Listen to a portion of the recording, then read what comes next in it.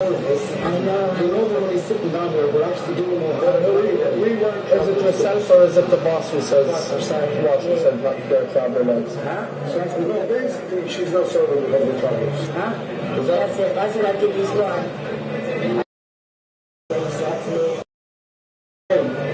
What's the boss's name? What she said, we traveller lads. What actually did she say? And I said no. Yes. I had an idea you as well. And what did she say then? She said keep my eye. She said he's one more like me. Don't tell them then. I'll give it one more. Yeah? I'm not trying to be rude then. No, it's not right. Just because we're travellers then.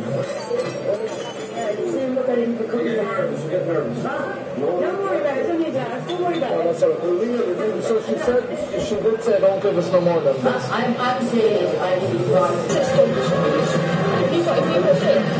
No, what? Drink. She's looking for a drink. Why? He's still doing the coke. Sorry? He's still doing the same. Looking at just do it 24 hours. Sorry? 24 hours in advance.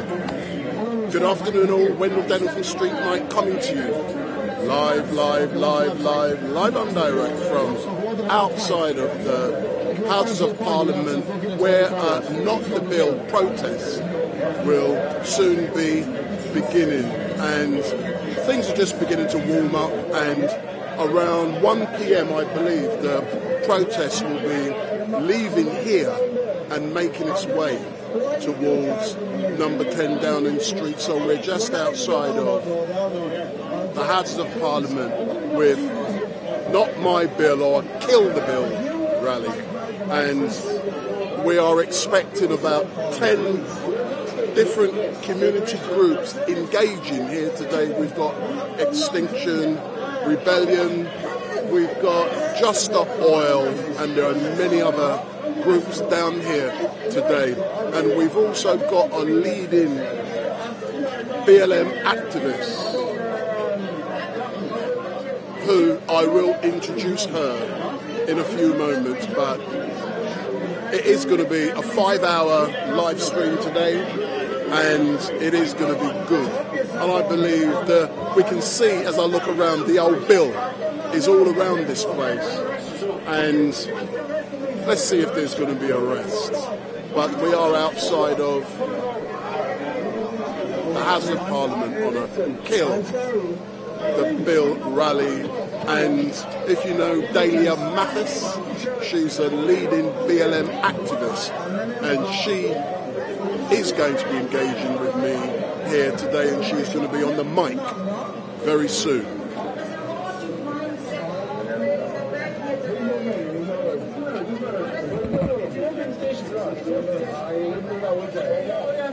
Please, no, he's come on me. I promise you'll be on the road. No. I promise you, I'll bring him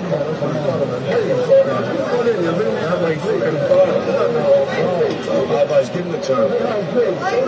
He was given 3 chances. I couldn't send him. No. Stop that chance on me.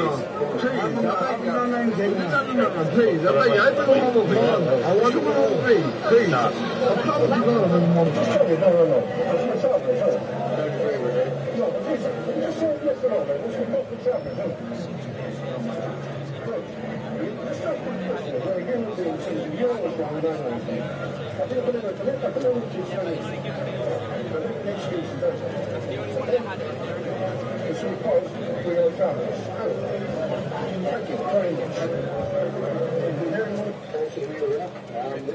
I'm making this video to support the discrimination against travellers, and there is a turn up on the 27th of this month at Parliament Square. What I'm going to do is, I'm going to try. Shut up! I'm not good at this. I'm not good at this. Come. Hey, you know me. Come. I want to ask you about taking photographs. Yeah. So I'm now going to interview. Shut up. So, I know You are a well-known photographer down here in London, and I see you everywhere. What is it that has attracted you to this event here in Parliament Square today? That attracted me is face-to-face and individual opinion. To me, there is everybody got the right and wrong opinion. So, like the Western media or BBC or politicians say, if you say something or you are far right, I think everybody got their own opinion. But I think a lot of people excusing they are far right if they even stop the oil. They said they are far right. But I know you as a well-known Chinese photographer. I know you are far right. True or not? I know you're far right already. I'm not right. I'm not left. I'm myself. But what is it that you're myself? But what is it that you're looking for in a photograph when you come along to events such as this? Don't worry about it. He is very good. Don't worry about it. Come over here. He is good. Yeah. Don't worry about it. I don't want Let him speak. Yeah. He should speak. Yeah. I'll chat with him. But what is it in a photograph that you're looking for? No, just people. Like all these people, I know. Doesn't matter where they come from, or doctor or nurses, are just normal people or disabled people. I respect their all opinion. Oh, all right then. But listen, big up. And I hope you're going to get some great photographs today. Now I'm going to. Of course he does. He does every time. Come on. Now I'm going to chat to this madman. So madman, good afternoon. So, hey there, so you all right? So. How's the LT inspector? Yo, inspector. Stop shouting. Stop shouting. I'm not shouting, but you are. I can hear. Right, LO Inspector's all good. Go and follow our LO Inspector on TikTok and Twitter, people. We're out here, we're fighting for the truth, we're fighting for justice. But the truth and justice is subjective.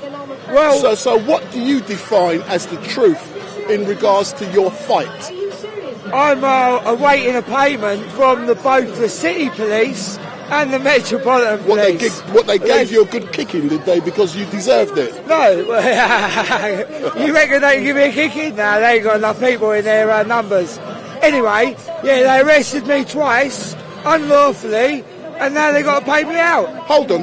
But if they arrested you unlawfully, what were you doing to cause them to arrest you? Because I know I was standing. You probably deserved a good kicking. Julian Assange's freedom. Shouting for Julian Assange's freedom. Yeah, but what was he shouting? Free Julian Assange. And that's it? Yes. So you didn't say F the police because you're a load of... Right, I said that because I know you. What I said is whistleblowers tell the truth. Julian Assange told the truth. WikiLeaks told the truth.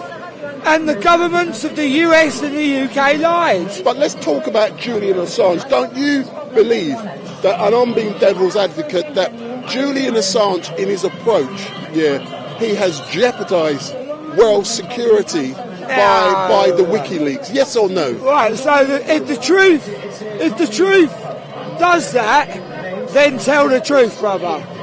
So tell the truth. So are you agreeing that Julian Assange jeopardise world security in the WikiLeaks? Not at all. Not at all. So why are you supporting him then? The people that do the threats to world security are the governments of the UK and the US. So they're the ones who go to war, not Julian Assange. But he just reported their crimes in those wars. Yeah, but they go to war on our behalf to ensure they're not that... on my name. They go to war on our behalf to make sure that we live My granddad fought in both world wars, the First World War and the Second World War. He was one of the first paras in this country. But you know something? And I'm telling you now, he would be spinning in his grave at the way that many governments have treated his blood. But you know something what I like about you? What's that? And we engage all over London. Even when I give you grief, you can stay in your corner and fight. Come on, brother. Listen, people who tell the truth don't mind being questioned. Those that lie do not want to face the camera and do not want to talk. Because they know we can pick their lies apart. Big up. Come on. Big up. Justice for LO Inspector. Justice for Assange. Justice for Grenfell. Justice for Alison Morgan. Justice for the 4 lives in East London. Justice for all. And we will be out on the streets on June the 14th. Hold on, I'm coming to that. Hold on. Okay. Just shut up. All right. I'm coming to that. So let's talk about June the 14th and the Tower. So you're going to be on the streets as normal, and I see the lady, I forgot her name, who's the chair of the Grenfell Tower Association. She's Moira. here. Yeah, Moira, she's here. I apologise for forgetting you, but why is it important for people on the 14th to be on the streets of London? Because oh God, sorry. The tragedy at Grenfell should never be forgotten. We should always fight for their justice. On the morning of that tragedy, the whole world was united with them and felt their pain. And then the media started nitpicking, divided them, said this and that, started fabricating stories. Justice for Grenfell is justice for all. Big up.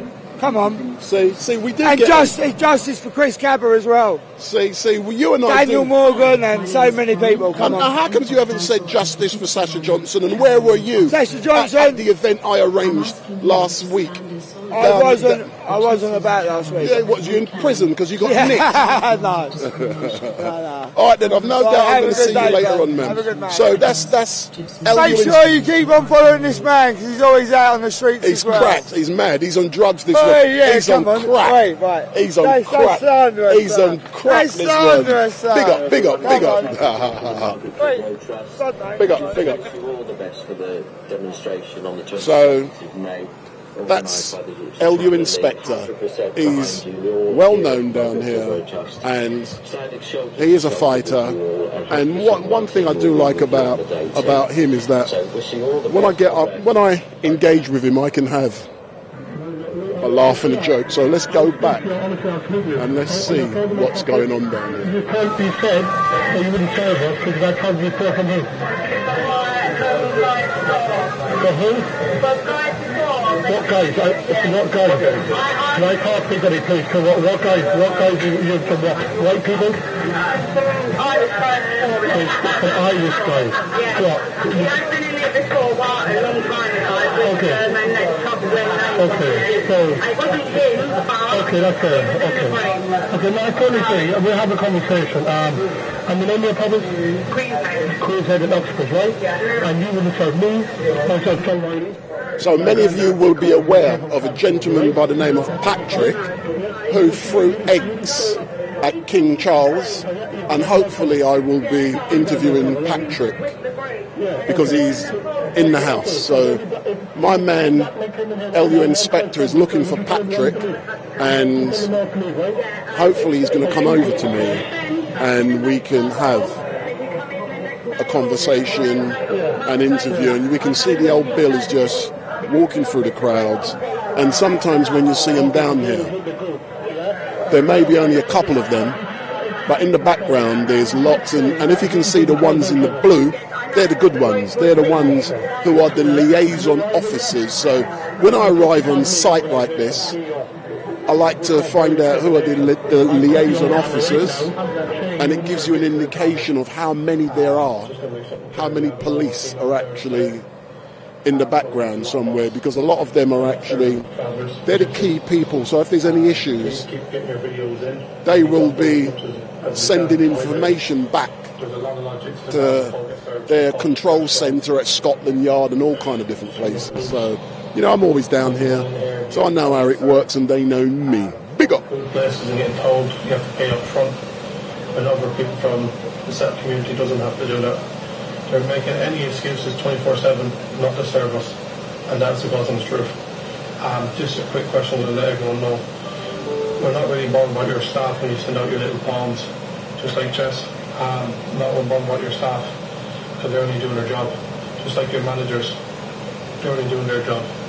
But this little queen here is going to be your pocket, your pub. That's what this is. And you are going to be beside it. You're the ones who will be checkmated. But I promise you, we're not just dealing with discrimination, we're dealing with a lot of different sports, mental health.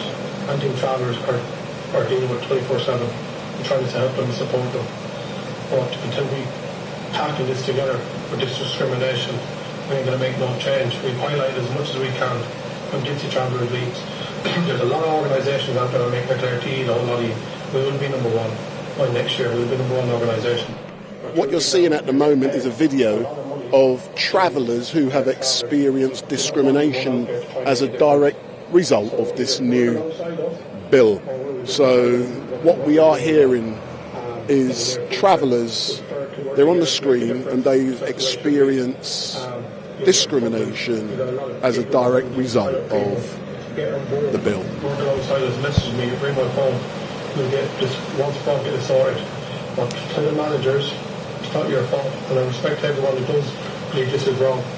This is discrimination. I really respect O'Reilly for admitting that. But it's just the pub owners, the owners of the pubs is telling them, and also which we've been hearing in a few videos, it's the police also turning up not to serve travellers. So keep following for more updates. Peace out. Please support your mates, support your family. We're not joking. You only need to ask them, listen, are you okay? You see it in the man's face, you see it, the edge stood is far from blind. So listen, please get behind our people. The suicide rate is crazy. Really, really crazy. So listen, thank you all for coming. Have a great day, and let's reach out to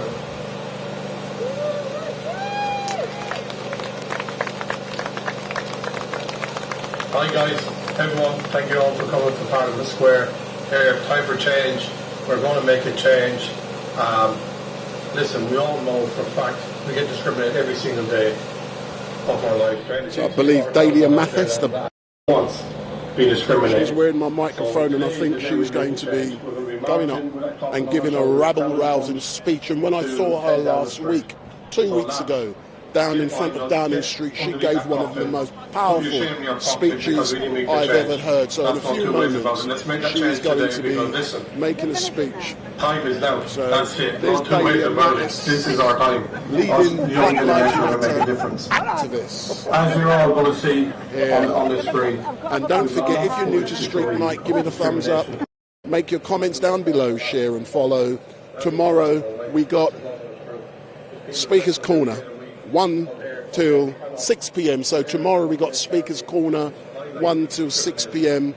And on Tuesday and Wednesday we got, for those of you who are interested, but I'll tell you more, one of my regular followers, her name is Sam. I interviewed her at Speaker's Corner a couple of weeks ago, and she, a member of her family, it's their funeral on Tuesday and Wednesday. So on Tuesday and Wednesday, I'm doing a 2-day funeral for a follower of Street Night whose member of family passed away, and the person was 100 years old. It's going to be on YouTube and Facebook. It's going to be one of the weirdest funerals I've ever been to. The deceased will be lying in state on Tuesday, and the proper funeral will be on Wednesday.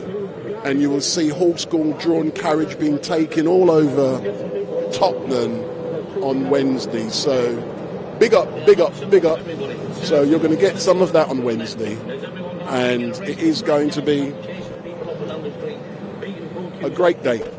So tomorrow, Speaker's Corner, 1 till 6 p.m. It was a good day at Speaker's Corner last week. I cracked up, man. It was really, when I look through how I was taking a piss out of all of those people who were down there, it was really good to see that. But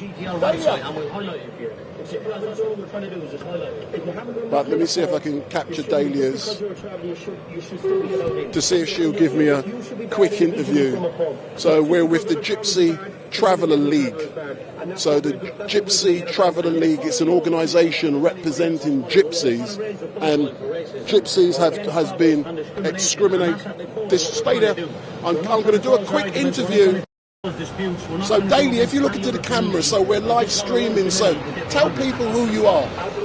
My name is Dahlia Mathis, and I'm a proud, very, very, very, very proud Black Lives Matter activist. I'm here in solidarity with everybody. You can see there's mobilisation of the Gypsy and Traveller community, and they're showing a film here today. about the normalised discrimination that they're facing every day in England and Ireland, across the UK. And I think the way we tackle and defeat discrimination has got to be to join forces. So I'm glad to be here representing Black Lives Matter, so I can send a message to the Gypsy and Traveller community that, you know, we are united in our struggle and we have solidarity for their communities and their issues, and they should have solidarity for ours. So that's going to be my message, well, one of my messages today. Do you see similarities in the Gypsy community and what we went through in the 50s and 60s when we originally arrived in this country? I believe Dahlia may be... Hey, don't forget... So Dahlia is now going to be going on... See, that's the great thing. We do... She's now getting on the stand to do her speech.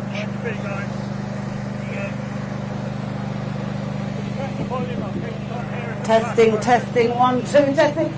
Good afternoon, everybody! I need more noise than that.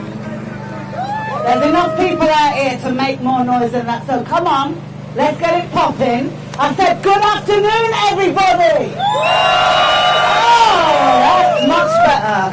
Listen, my name is Delia Mattis, and I am a very proud Black Lives Matter activist. And I want to say it's time to bury discrimination against the Gypsy and Traveller community. Listen, we all face discrimination, all of our communities. And the way we can defeat it is to join together in our solidarity. There's no point in the Gypsy and Traveller community trying to fight against discrimination on their own. There's no point in black and brown communities trying to fight against discrimination on our own. It's an impossible fight. They didn't cater for this. They didn't cater that Black Lives Matter will be standing on a platform in Parliament Square, bigging up the Gypsy and Traveller community. And let me tell you something. This has been the most normalised type of discrimination in this country for a long time. The way that Gypsy and Traveller communities are treated in everyday life wouldn't be tolerated by any other community. There'd be riots. There'd be riots in this country, I'm telling you now. It's the most normalised type of discrimination, and we have to support that community. When we've had Black Lives Matter protests out here, we have thousands come out on the street, and thousands pledge to support Black Lives. We've got to do the same for the Gypsy and Traveller community. You see, we just saw on the film that they just showed, Butlins, a famous holiday place in the UK like Butlins, refusing to book holidays for people from Gypsy and Traveller communities. We should call a national boycott. Boycott Butlins! And that's what we should do for any place that openly and blatantly discriminates against them. We should boycott those places and we should blast them on social media. We should send a clear message, we ain't putting up with this shit no more. An injury against one community is an injury against all communities. So I'm glad that I'm here today to send my full solidarity to the Gypsy and Traveller communities. And by the way, it's not my first time, I've been doing this for quite a long time now. But I'm sending my full solidarity as a Black Lives Matter activist, because united we can defeat this discrimination. Big round of applause, everybody. We're here about discrimination, we're here about subjugation, and we're also here about fascism. We're here about fascism. Make no mistake, the police law and the nationalities and borders law, that is fascism. And now what happened with the police bill, they stripped out parts of it in the Lords. And what did they do? They only brought in another bill called the Public Orders Bill, which is what was kicked out of the other one, and they're just making a law about it. This government is out of control. This is a government that likes to interfere in countries' affairs across the world and talks about human rights abuses. Well, these laws that they have brought in this country are human rights abuses in the UK, and we have to call it out. So I'm proud. And make no mistake, that bill is going through. The Tories have got a massive majority, and it's going through. And the reason why it's going through so easily, and you need to remember this, because the situation is very political. The reason why it's going through so easily is because there's no opposition in this country. There is no official opposition in this country anymore. Keir Starmer is a white supremacist and he is a weasel. I'm telling you, this guy is a weasel. Keir Starmer, the Labour Lords, the peers, could have defeated the Nationalities and Borders Bill in the House of Lords. Keir Starmer with the Lords to abstain against it, and that's why it went through. So if you believe that voting for a racist Labour Party is better than voting for a racist Tory party, you are mistaken. Let me tell you something. Until we identify the power that we have in our own communities, we are going to be carrying on like this over and over again. We need independent candidates who stand for something. We cannot keep voting for shitheads in Parliament who care nothing about our communities. They only care about their salaries and their jobs. So I say fuck the government and fuck the Labour Party too. So we've got lots of speakers today, so that needed to do a bit of rebel rousing before I call up our first speaker. And they've been doing a bit of rebel rousing themselves. I'm going to call up Kush from Just Stop Oil. Give him a round of applause, people. Thank you. Just on my shoulder because that's how you said that. So my name's Kush. I am standing here today in solidarity with the Gypsy and Traveller community. I'm standing here today in solidarity with the Black Lives Matter community. I'm standing here today in solidarity with every single community who is being oppressed by this criminal government. Now, on the day of the coronation, I, along with 18 other Just Stop Oil supporters, was unlawfully arrested and prevented from our basic human right to expressing free speech and protesting against our criminal government. Shame. This happened just 3 days after the new Public Order Act came into place. We know that our government is using laws like this to suppress peaceful protest, and we will not stand for it. And so 1 week after that, when a committee in Parliament held a review into those unlawful arrests, we wanted to go and have our voices heard.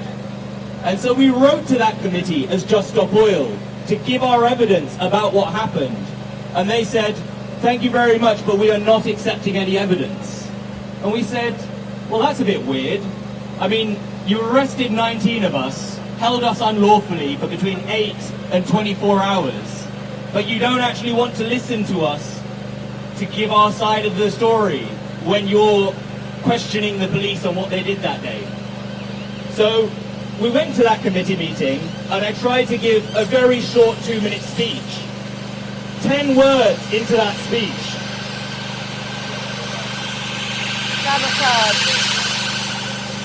I made it 10 words into that speech before those very MPs who said that they were there to stand up for free speech and democracy booed me, shouted over me, and demanded that the police take us away and arrest us. Does that sound like a government or a parliament who actually want to stand up for free speech? No. So I'll read out what it was that I was planning on saying that day. We as supporters of Just Stop Oil are here today because our democracy is under threat. We are here to watch the Select Committee hearing as it's reviewing the policing of protest at the coronation.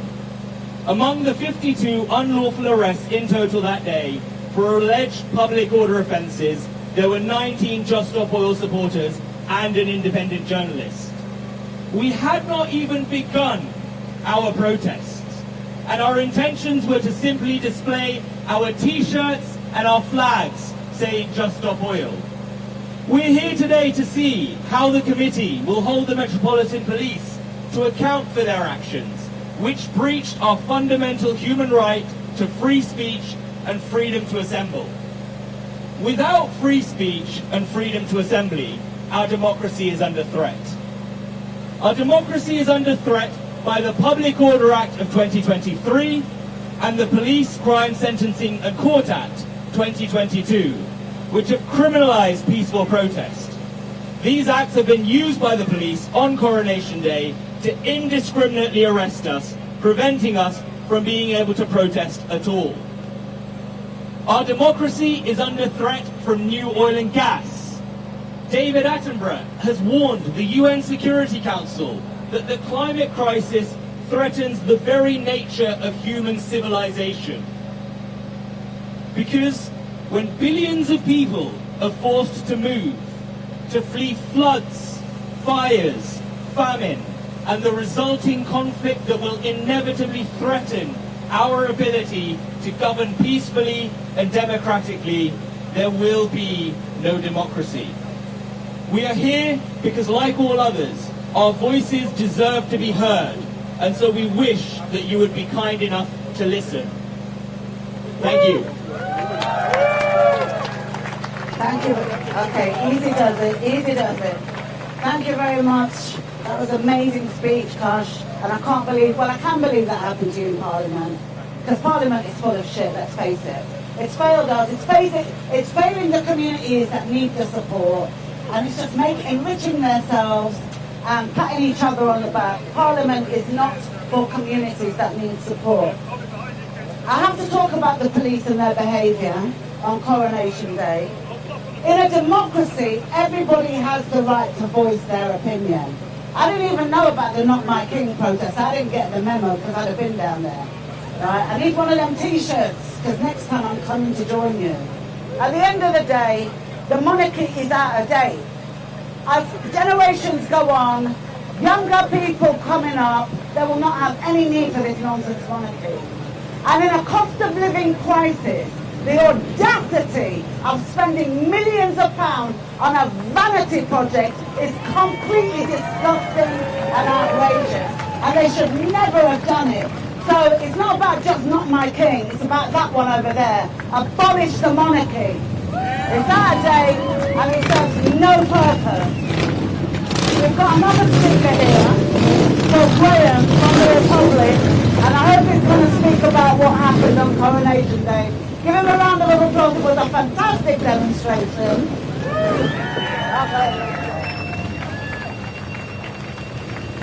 Thank you very much, and two very tough acts to follow in terms of giving a speech. I'm used to talking just about why we should abolish the monarchy and why...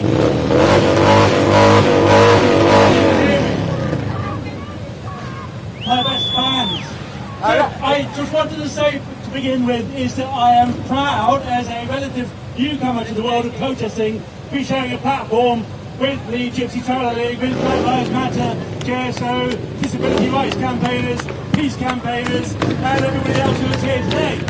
Because we will always, all of us, at some point in our lives, will have a reason. All of us, at some point in our lives, will have a reason to oppose a government bill, or to protest against a grave injustice, or to show solidarity with the victims of a visiting head of state. And it is absolutely our right to be able to protest. We do not have to get permission to protest. It should not be contingent on the views and permission of the government or the senior officers in the police force. Now, obviously today I've turned up going equipped to lock on with my strap. This is one of the straps that spent 16 hours in a cell, along with me and my colleagues. And obviously the bill is an outrage.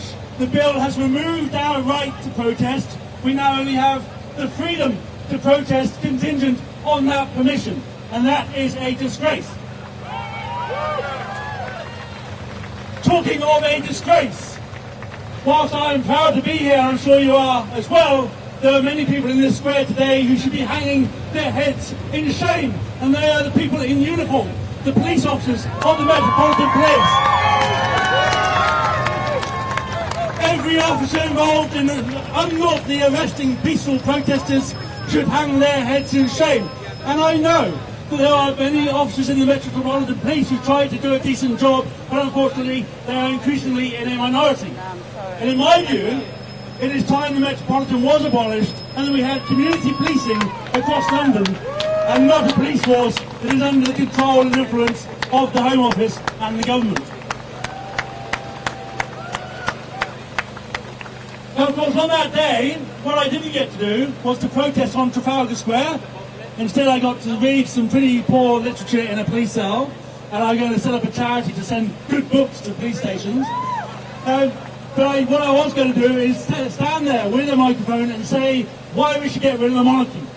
So I'm just going to very briefly say that the monarchy is a corrupt and undemocratic institution. It is an essential part of our constitution that puts too much power in the hands of the few at the price of freedom, as we have seen with this bill.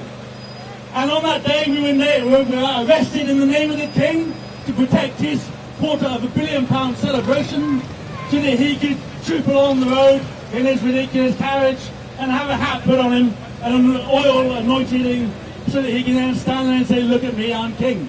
But the one thing he didn't say is a word of opposition to the very serious issue of freedom of protesters being attacked. He has not said one word in defence of the freedom to protest. He has not said one word in defence of those who are unlawfully arrested. What is the point in a monarchy? What is the point of a head of state if they will not defend our liberties and our constitution? The monarch is a pointless puppet figurehead. It is time we abolished it. It is time we moved into the 21st century, or even into the 20th century might be an idea. And it's time we had a democratic constitution from top to bottom, so that no longer do we have to argue for or against outrageous attacks on our liberties. Thank you. Thank you very much, Graham. Don't forget to invite us to the next one. We're coming. Woo, we've got a barnstormer coming now. I need to know where. Right, our next speaker is a very kind of famous activist. She's been representing the disabled movement for many, many years. She is a fire starter of a speaker, and I'm very proud to call her my friend. I love her dearly. Please give her a massive warm welcome to Paula Peters from Dubai.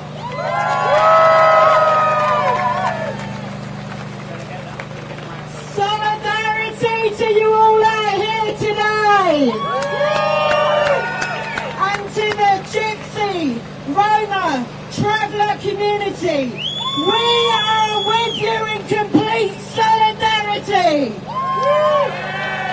We know only too well what it's like to be oppressed, what it's like to be discriminated against, and what it's like to be targeted.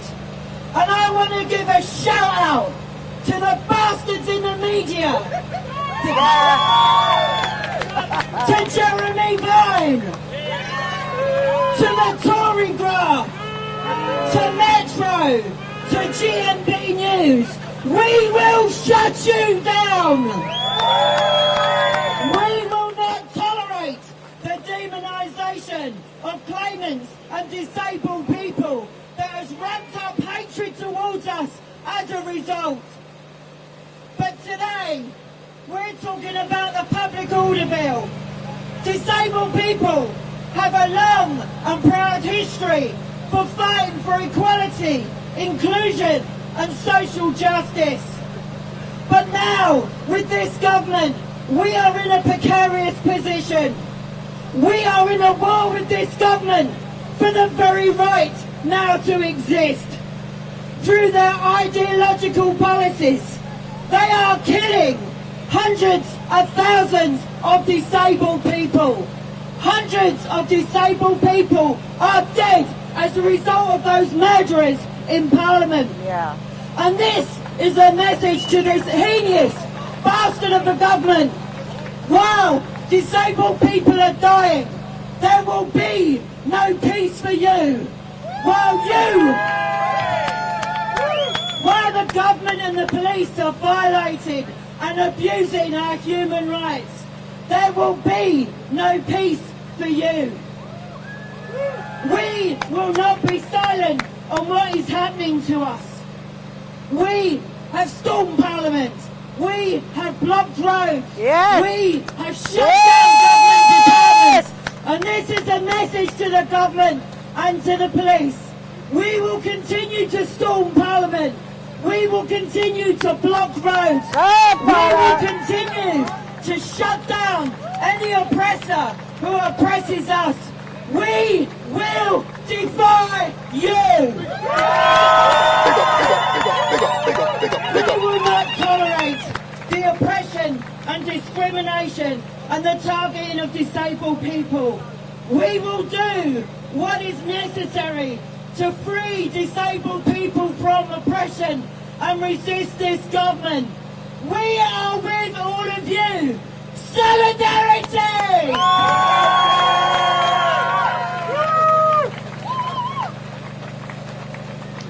Absolutely fantastic speech, Paula. I so appreciate you and I love the work that you've been doing. Go on their social media and look at how many times they've occupied Parliament. They're absolutely fantastic. You know, Paula was talking about until they get some kind of justice for the disabled communities, there will be no peace. And we need to start chanting, because that's what we haven't heard today. So when I say no justice, you say no justice, no justice, no justice, no racist. All right, and let's talk about the police. Because we've been talking about police and the need to abolish them. It's not a joke. If you think about the police force, they solve very small percentage of crime. And when the police force was created, it wasn't created to solve crime, and that's why it doesn't do it. It was created to protect the state. The police force cannot be reformed. All of this talk about reforming the police is a load of nonsense. If it can be reformed, why hasn't it been done? There has been reports and studies and inquiries about the racist police, and everyone from McPherson to now says the same thing. The police force is rooted in racism and white supremacy. And they should add on to that, it cannot be reformed. It needs to be abolished. And why would we have a force like this policing us anyway? Do you know how many complaints of sexual misconduct the police get a year?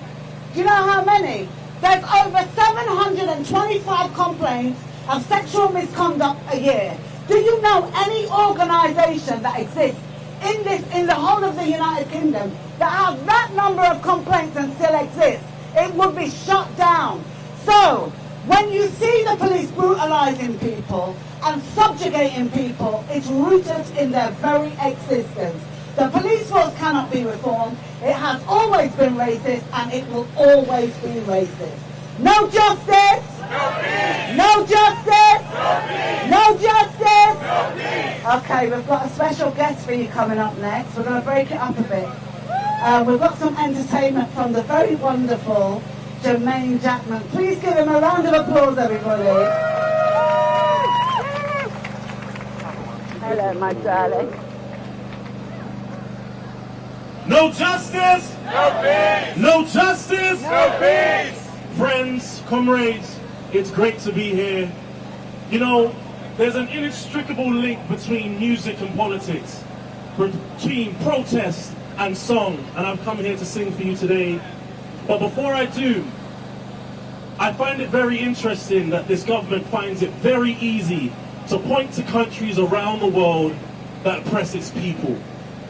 When it's time this government takes a good, long look at itself in the mirror, because it's encroaching on our rights to protest. This song I'm going to sing is called A Change Is Gonna Come, and I hope you enjoy it. I love it.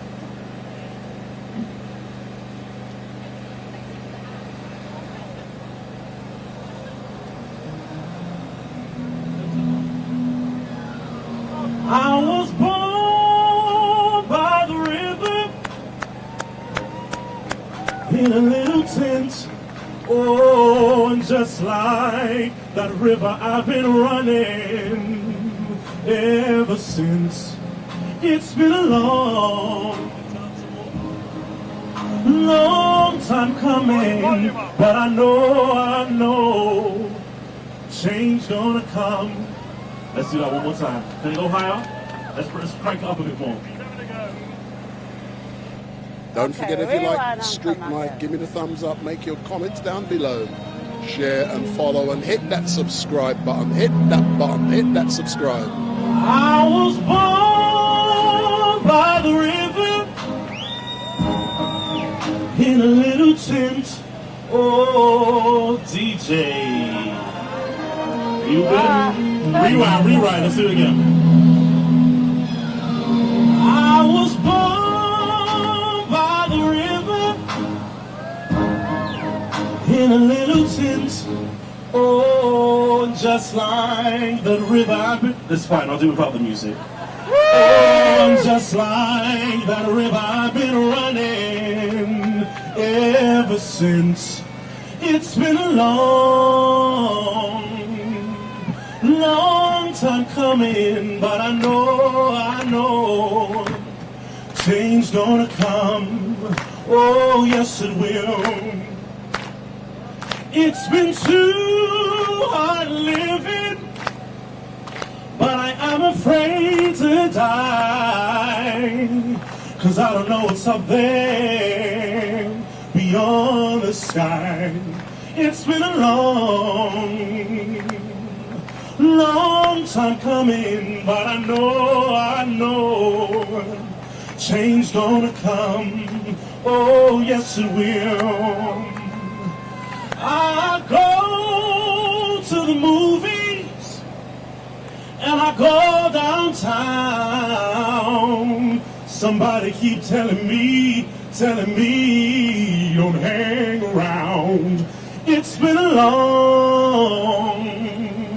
long time coming, but I know change gonna come. Oh, yes it will.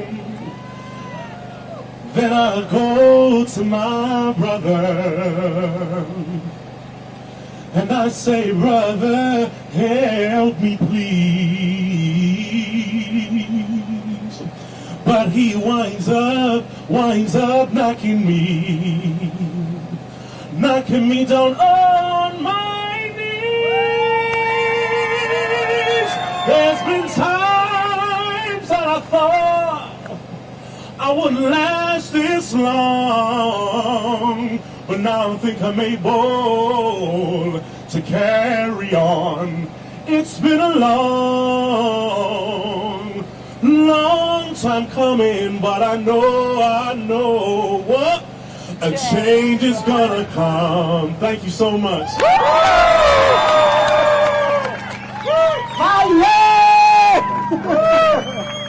That was absolutely stunning, Jermaine, as usual. We're going to wrap it up shortly here, because we've got some rebel rousing to do. But before we do, we've got one more speaker. He's from... Okay. Horse. Is that Horse? Horse. Horse O'Neill. Horse, is that your name? Horse? Horse O'Neill. Big it up for Horse from the Gypsy community. Afternoon, folks. Ask this lady here. I'm from the Gypsy and Traveller community. There's a sign here, human rights. The Gypsies don't have no rights because they're not treated like humans. Anywhere we live, they're banked off. You can't see us. We're in the middle of industrial estates, end of runways. There's trees all around us. We're the forgotten race of people in this country. Irish, English, doesn't matter where you're from, we have no rights. We can't pull on into a caravan park with a caravan of our choice. Maybe it's a hobby caravan. As soon as you pull up, you're a traveller, you can't come in. Where's your rights there, boys? You can't book a holiday in Butlins if your name is McGinley, O'Reilly, Joyce, Stokes, whatever it is. If you've got a traveller's name, you cannot book. They will ring back and they will cancel your holiday. But what I'm going to say is I'm here today just to represent some of the Gypsy and Traveller community. I'm one man by myself. There's one man I made a video about earlier on, just the other day. His name is Tyson Fury. Tyson Fury is the self-proclaimed Gypsy King. Well, if Tyson Fury's a king, come and support your people. Yes. Because where a king will lead, an army will follow. So Tyson Fury, I challenge you to come out and support your people. Yes. And if you can't, you ain't no Gypsy King, my friend. Very important point, a very, very important point. And I reiterate that the Gypsy and Traveller community need all of our solidarity. Just like we come out for anti-black racism, just like we come out for anti-brown racism, so should we mobilise for anti-Gypsy and Traveller racism. Round of applause for the community that came out today. So the next part of today is our friends in the Gypsy and Traveller League are sending a message to Parliament, and they have a coffin with a message on it that they want to deliver to Downing Street. So we're going to march with them to Downing Street in solidarity. We're going to have a few more speeches at Downing Street in solidarity and for the cause that we're all here for. And then we're going to come back, and we're going to have a People's Assembly on this square. So don't run off. Sometimes when we do a march, then people start to leave. Don't leave. Stay, and then come back, because we need to start organising what we do next, so make sure you're a part of that. When we leave to go to Downing Street, we're mobilising at this end, in this corner, so I need to start to see you moving towards this corner if you're joining the march to Downing Street. Okay, I can see some movement. Lovely. I'll see you in that corner over there. Okay, so I'm a bit worried about this.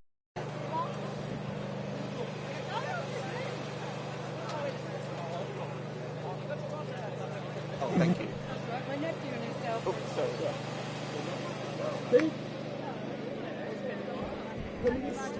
Can we just put that there and back of the... Is this going to play here? Is that staying? Let me ask them.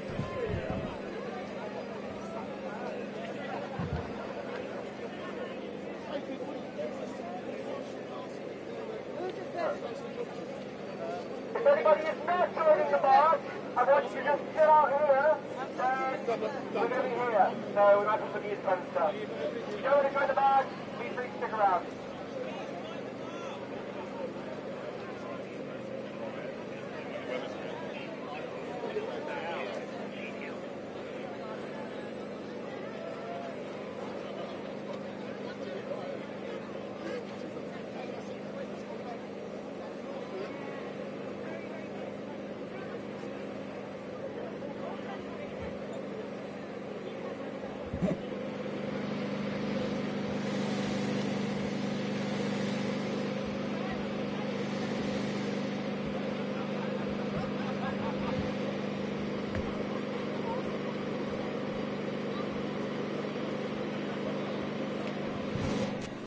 So we're now going to be marching towards number 10 Downing Street. So let's do a quick interview. Are you coming back? Oh, I'm coming back here? Yeah. What do you mean? To protest? Yeah. 100%. Hey, so good afternoon, sir. What is your name? Jermaine Jackman. So, Jermaine, tell me what it was like for you just now to get onto that stage, to sing in front of these beautiful, loving people. I always love singing. I love performing. I love sharing my gift with people. But also, it's important to understand that there are different mediums and modes to protest. We always see people come up and speak eloquently, powerfully. Sometimes it's time for song. And feel the solidarity, feel the love, feel the warmth, not just from the sun, but through song as well. So it was great to be able to stand there and sing for people. And that is so great, and I'm glad you hugged my friend Dahlia, and I've no doubt I'll catch up with you later on, sir. But thanks a lot, man, yeah? Thank you, I appreciate it. Big up. Thank you. I know. No, I've got, when I come back, yeah? So we're just going to the front. So anyone who knows Street Night will know we're always at the front. We don't go at the back.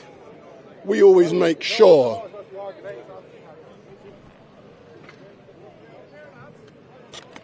I was going to speak with Dahlia just now, but let me set my... So we're right at the front as normal. Big up to everyone who are watching, and we're now going to be marching towards Parliament.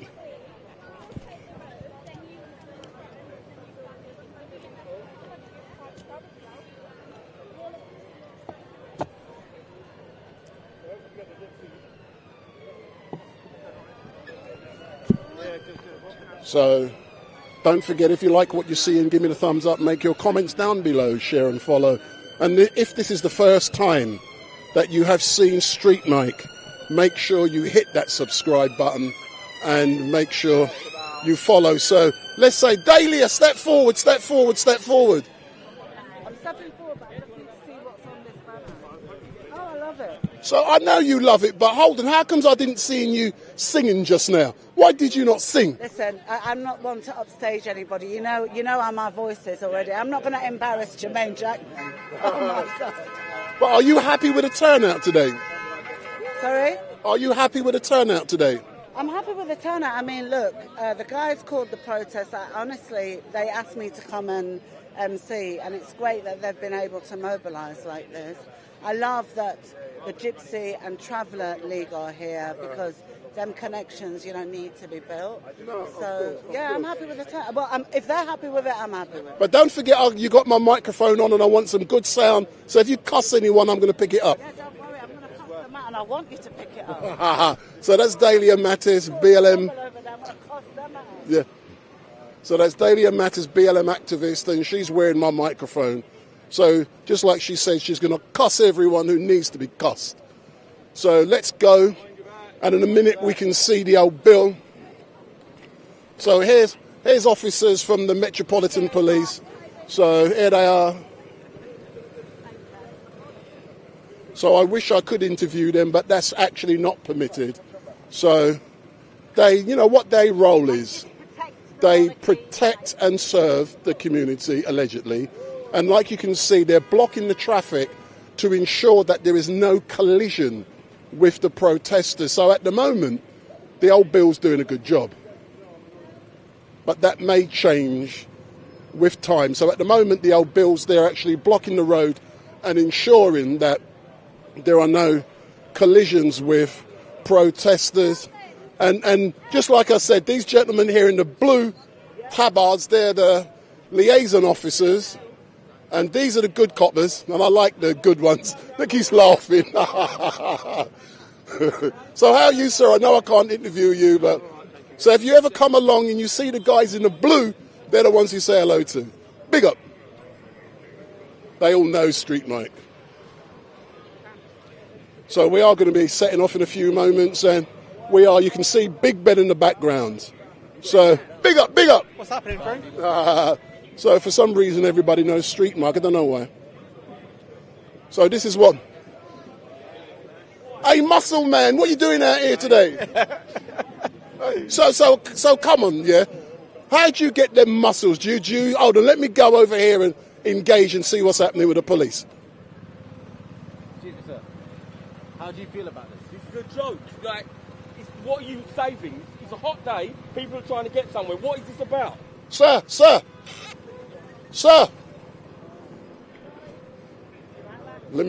I want to ask him a question, and he's doing a run. So he's there. So there's some protesters from Just Stop Oil. So I want my interview, but he's done a runner. He's scared of Street Mike. Big up, big up, big up, big up.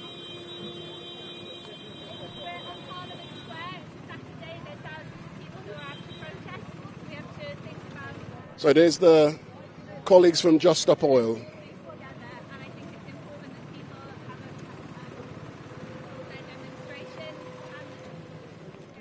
So the protest is going to be setting off in a few moments and making its way towards number 10 Downing Street. And when it does, you will be following it live on Facebook and YouTube. So as you can see...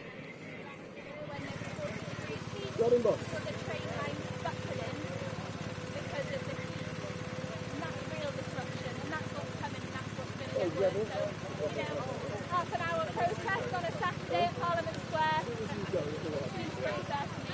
So how long are you going to stay for? Half an hour? Or? Just until we get the march on the move.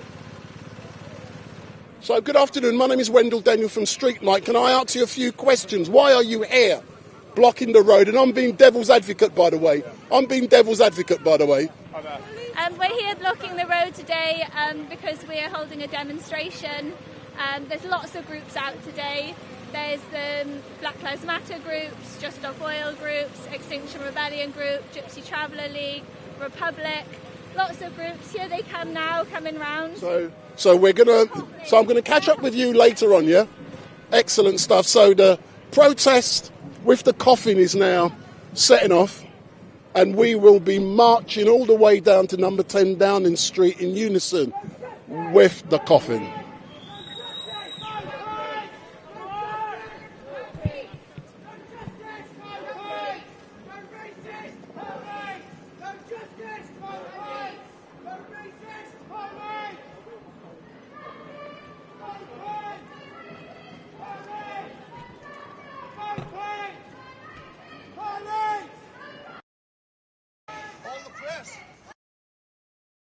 No peace!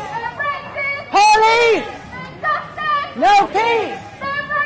Police! No peace! No peace! No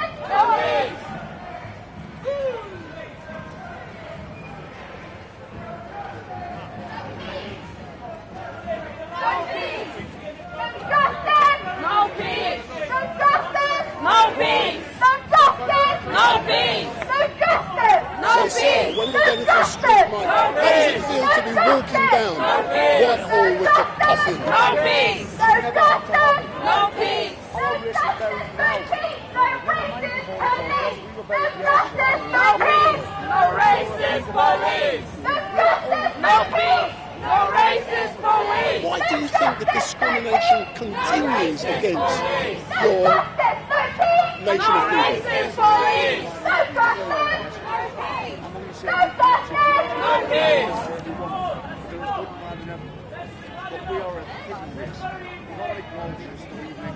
You know something, it's really proud for myself to be out here standing shoulder to shoulder with you guys. It's not the first time, and I will continue to do so because we've suffered a similar struggle over the years. You're lying. Yellow, white, whatever it is. You're a risk. And if everyone stood up for the risk of... Well, that is right.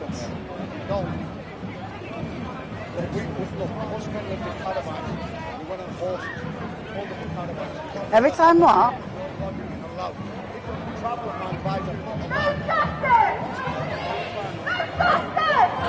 He owns the land, let him put what he wants on it. Yeah, he owns the land, let him put a caravan on it. If the big companies buy a field and build 100 houses in it, it's different. Yeah, they own it. Excellent. Thanks a lot, man, yeah? I got it for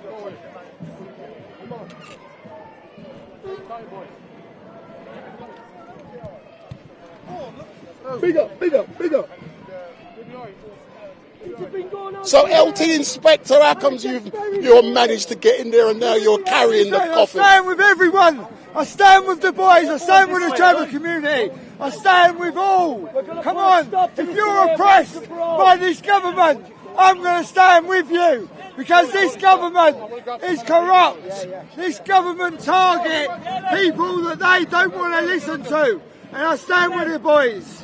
But what does it feel like for you to be walking down the street with a coffin on your shoulder as a pallbearer? I've done it before outside the IPCC buildings. When we took down the IPCC with Stafford Scott, with Michael Doherty, with with Alistair Morgan. Yeah? I stand with the boys there. Big up, and say big up Street Mike. Big up Street Mike! Big up Street Mike! Big up, big up, big up, big up. So as you can see, justice for LT Inspector. He's now one of the leading pallbearers down here, and he's making his way. Well, he's now off. So, sir, aren't you dressed too smart to be out here today? I think I've got the perfect attire for people to take me seriously. So tell me, what's it like for you to be out here with your beautiful young daughter? It's beautiful. I can't wait for her to look back 20 years from now when she's in university or college when the change is being made. And she's making us proud. Excellent stuff. Thank you very much, sir. For our younger generation. For our younger generation, that's what this change is for. Come on, give us some space, guys. So, if you are watching, don't forget, hit that subscribe button. My name is Wendell Daniel from Street Mike, and if you have done this for the first time, and you are seeing Street Mike for the first time, make sure you hit that subscribe button. Hit the button. Big up. Gypsy Traveller League, get behind me. Very discriminatory for the Gypsies and Travellers. Once and for all. Allow them to cry. Allow them to huddle. Put a team up and take it yesterday. You want to live with your families, you want to talk about them, you want to live. You want to change this, or you want to talk about change? Come on, boys, get under the yoke, man, come on. We have now. Bill, Tommy, get underneath.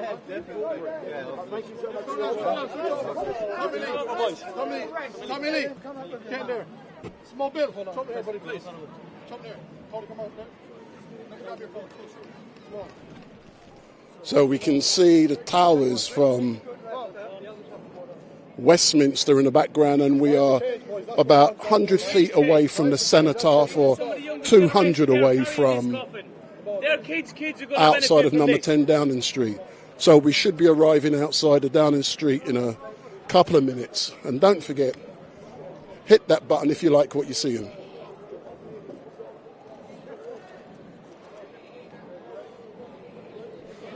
So today the pallbearers plan to bury discrimination for good, and we only hope that Rishi Sunak is not in checkers with his mates, just like Boris was, breaking the rules.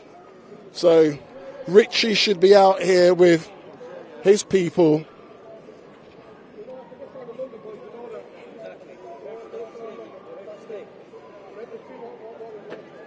So my name is Wendell Daniel from Street Mike, coming to you live and direct from the streets of London as we live stream this protest. So well, help us to hang it out. We'll do it for you, but help us to hang it. Please, lads, get behind us, support us. Once and for all, let's end this. This has never happened for our people. This is a very historic moment for the travelling community. The blacks and other communities have been doing this for centuries.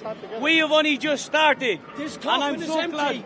This coffin is empty, but the suicide rates is amongst our community. Let's hope that the next coffin that's being carried is not one of your own family before you want to stand up and get a change. Let's get to make a change. Sir, just imagine Rishi Sunak is watching this live stream. Look into the camera and talk to him. What do you want to say to him? Richie, get behind us. Help us to put our kids and our youth into education. Help us to bring us into society, into the mainstream, and make us feel like equals. Please, can you help us to make us feel like that? And we would be eternally grateful. That's all we ask, is for equality, diversity, and that's it, and to be treated as equals. Excellent. Thank you very much. So we are going to be making our way down towards number 10 Downing Street, and we're literally a few hundred yards away from there, and we can see all of the onlookers down here.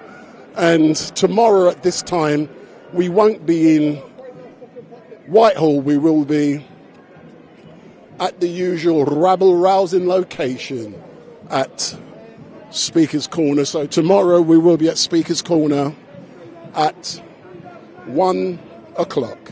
So from 1 to 6 o'clock tomorrow we're going to be at Speaker's Corner. But today we are with our brothers from the traveller community, and it is great to stand shoulder to shoulder with them because they have suffered similar discrimination. No more minutes, no more seconds. We're drawing a line in the sand. Our time has come, and our voices need to be heard. We are a young generation of people now that are trying to make this happen. Get behind us, support us.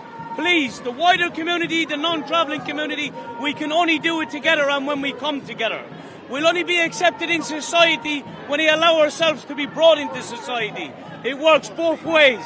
So please, everybody, get behind this movement, and it's for a right cause.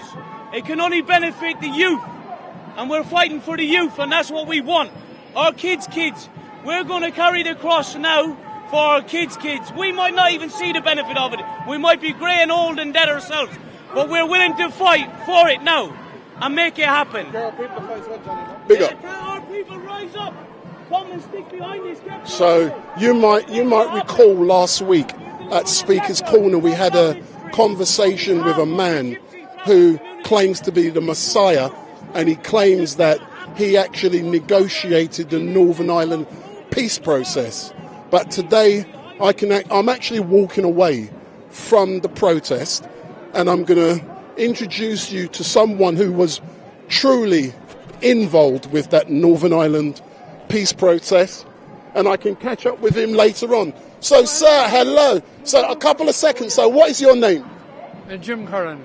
So, Jim, are you aware, were you involved in the Northern Ireland peace process, yes or no? Yes. So, later on, I'm going to talk to you about that process, because I interviewed someone last week at Speaker's Corner who pretended he was part of that process, but he's a nutcase. Well, he could have been, but he's mad.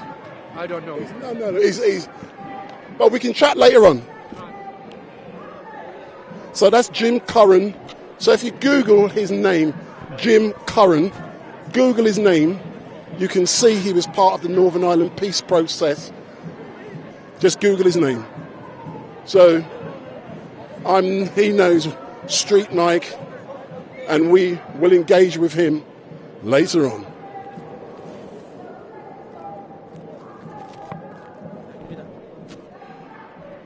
Sir, how is it for you to be out here carrying this coffin? I'm doing this for my children, and that's what the whole idea is here, because I've faced discrimination for a long, long time, and this is what we're doing it for. It's the younger generation, the younger children, and I'm doing it for my children. Me, JR, and all of the GTL team, please get behind this. It's a very real thing. I don't want anybody refusing her from getting a meal when she's 15 or 16 years of age just because her dad and mum was a traveller. Get behind this. It's not fair. The innocence of a child should never be taken away from them just because of their race. So get behind this. It's very real and it's very raw. Go on, Precious! Hey! Big up, big up, big up. Big up, big up. Thanks So this is your beautiful daughter, Hella. This is my beautiful daughter, Precious Oceana. So how are you feeling being out here? She's all right. She's all right. So, Mummy, how are you feeling being out here today? This is my other Oh, daughter. sorry. sorry. No, I saw her. My apologies. I saw her pushing the pram. That was an assumption. My apologies. So we are arriving just outside of number 10 Downing Street, and my headphones are falling off, so I'm now going to put them back on.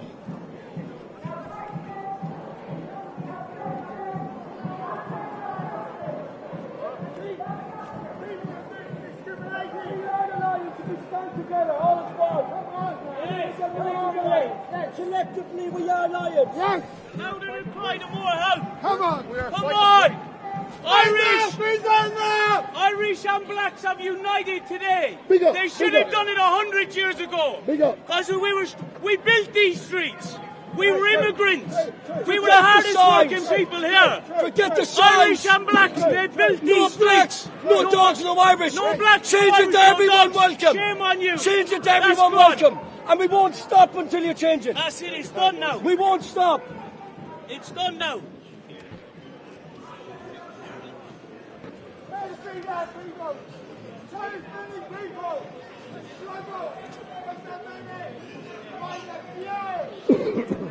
Stop this discrimination! Stop the targeting! So we're now arriving outside of the gates of number 10 Downing Street. This is 10 Downing Street for you now. These are the people that could be making changes for us. But once they ignore the racism and discrimination that we face every single day. These are the rule makers. Talk to Richie. Just imagine he's watching. These are Talk the to rule him. makers and the rule breakers. Richie, please listen to us Richie, and hear our cry. If it was anyone of your ethnicity, you'd be quick to speak. Why not back up our ethnicity today? Big up, big up, big up, big up.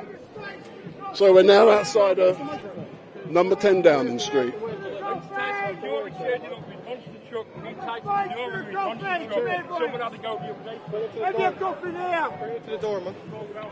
Guys, give some space, Give some space for the boys! Put the Put the coffin across, man. We can't put it across. We can't put it across. Leave it. Listen. No arguments. Keep it quiet. So there's the coffin. We're here for peace, not arguments. We're here to get spoken about. Rishi Sunak, why don't you defend the Gypsy and tribal community?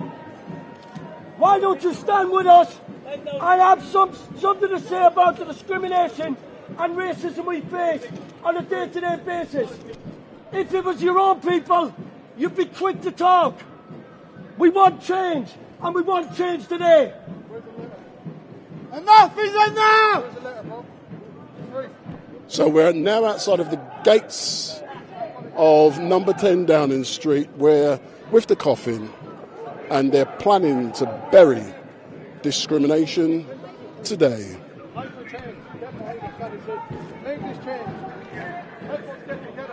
You're protecting the wrong people! These are community centre face. These are fucking centre face. Let me put my camera down.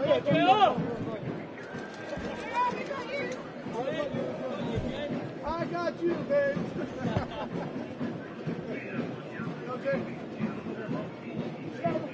People said freedom, we live in London.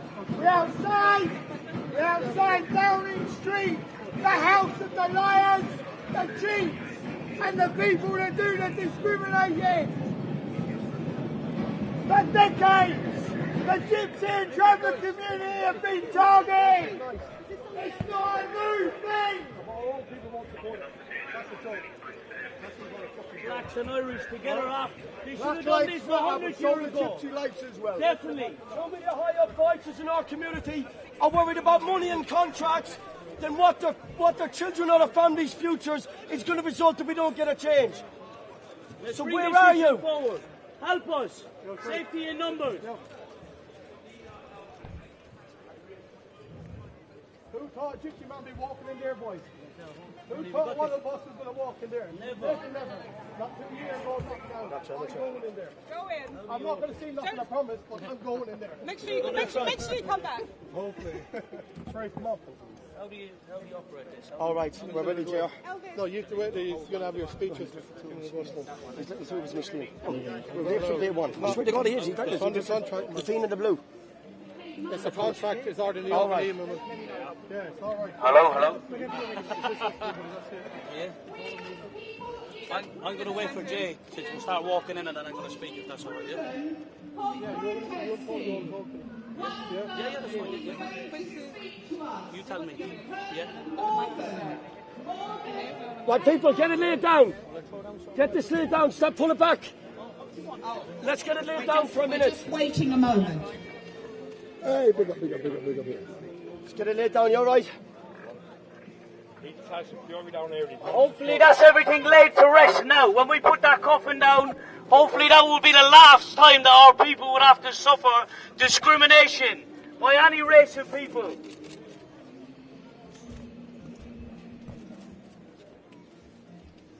At every service, there's an ending to it, and it's called a burial. And I hope that this is the burial of racism for the Gypsy and traveller community, once and for all. This is not a joke, this is very real.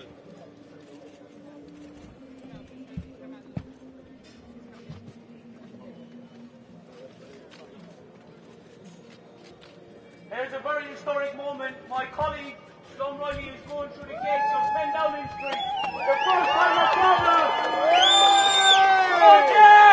The first time a traveller has ever done anything like this for our race of people, to carry our message forward. Please, everybody in the travelling community and the wider community, get behind us for fuck's sake, lads. Enough is enough. Get off your arses. Shine up and show up. There's no point in screaming out over the fair play to this one, fair play to that one. It's no good. Get off your arses and get behind us. Well done, Tony. We need to. Go on, lads. We need to make a change once and for all. Every single one of us together need to stand up and put a stop to this.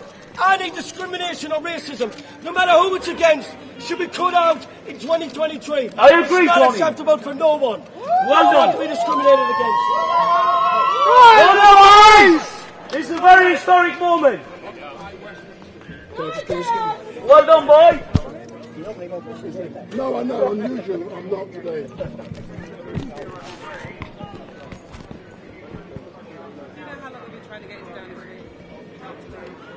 You made it happen for us, really. Big respect! Come on, Richie, son! Richie! Hey, are you listening? Come on, Richie! Big up, big up, big up. They want ID! Oh. Come on, Tyson, bring a few bags of sand down here, mate. Go through these fucking gates. Look, we can't even get into Downing Street! This is what I'm telling you! We can't even get some to point the drink! Come on! What a historic moment! Well done to the lads! Thank you, Black Lives Matter! Big up, big up, big up, big up.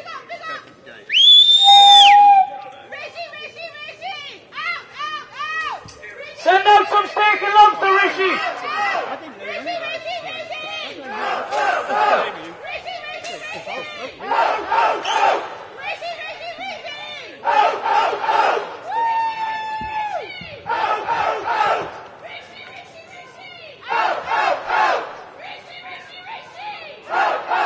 Who let the dogs out? Who?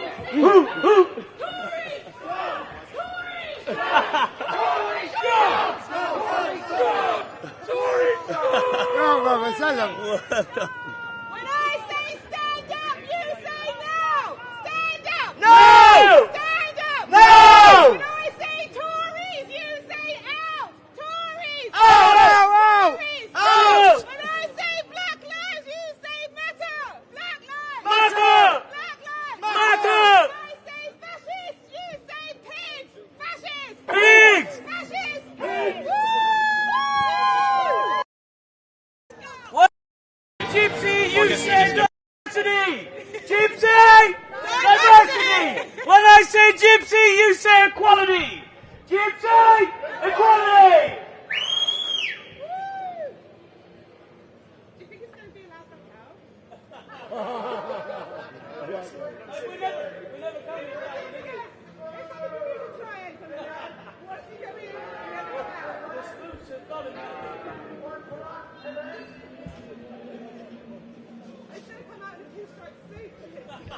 So as we can see, the representative from the traveller community is now being escorted to the gates, to the door of number 10 Downing Street, and he has a letter in his big up, big up, big up. So when he comes out, we hope to get the opportunity to ask him what it was like.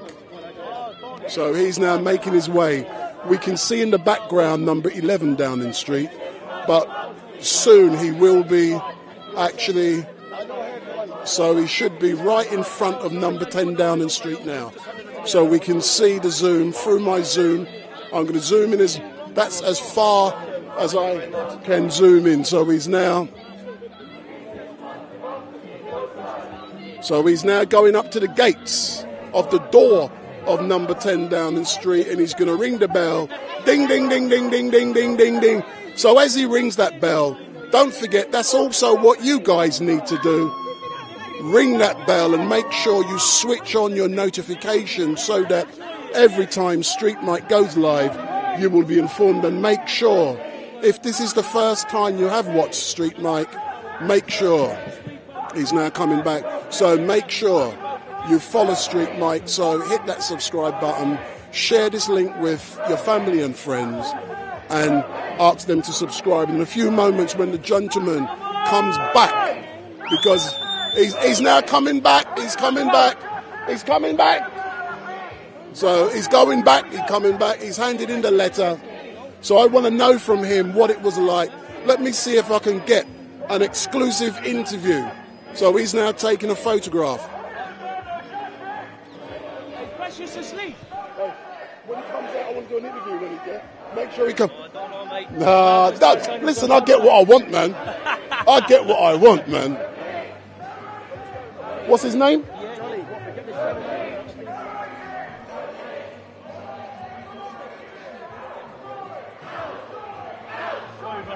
Yeah, no problem, no problem. So there's the coffin, being arrested. Yeah, I'll leave it across. Can we lay it across? Or, yeah, come on. Can we lay it across here? Can we slide it, guys? Would you be able to grab the front, just so we can rest it? Yeah, push it. That's it. That's it. It's all right. It's all right. It's all right. That's it. Yeah. So as we can see, the coffin. So let me get that shot. Hold on. Sorry. Let me get that shot of the coffin laying in front, and with the gentleman who's just delivered the letter to Downing Street, and I'm going to try and capture.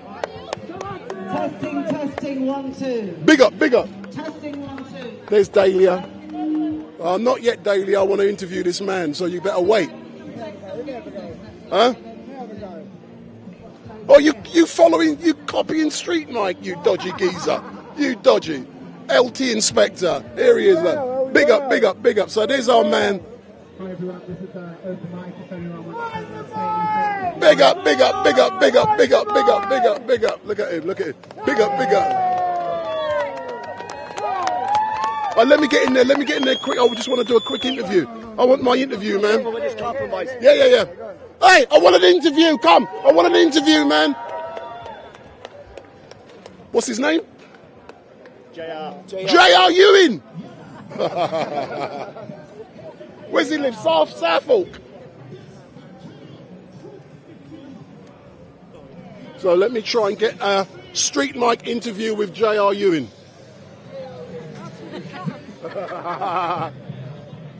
So I get what I want. You know what I'm after now. We know what we're after now. JR!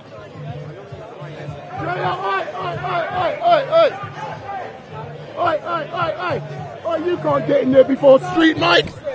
So JR, what was it like for you walking into that historical location? But tell me first about the security checks you went through. To be fair, they first said about my ID. We didn't have an email saying that we needed ID. But to be fair, we confirmed our names and our addresses, and they were lenient and they were really good. So respecting them for that. Also, heading down the street, who in God's earth thought a gypsy man or a travelling man was going to be in there? Never in a million years. I'm trying to make a change for our people. That's all I'm saying. I've come from a life of crime to change my life in 2 years. And if my own people can't get behind me and believe what we're trying to do, what we're doing here doesn't make sense. Of course, but you've handed in a letter. Can I ask you to disclose the confidential content of that letter? That letter was just basically about Gypsy Traveller League organisation, that we are going to liaise with police officers, social services. We're going to liaise with a lot of people that we're not really comfortable to be doing, but someone has to do it. And I'm that chap who's going to do it.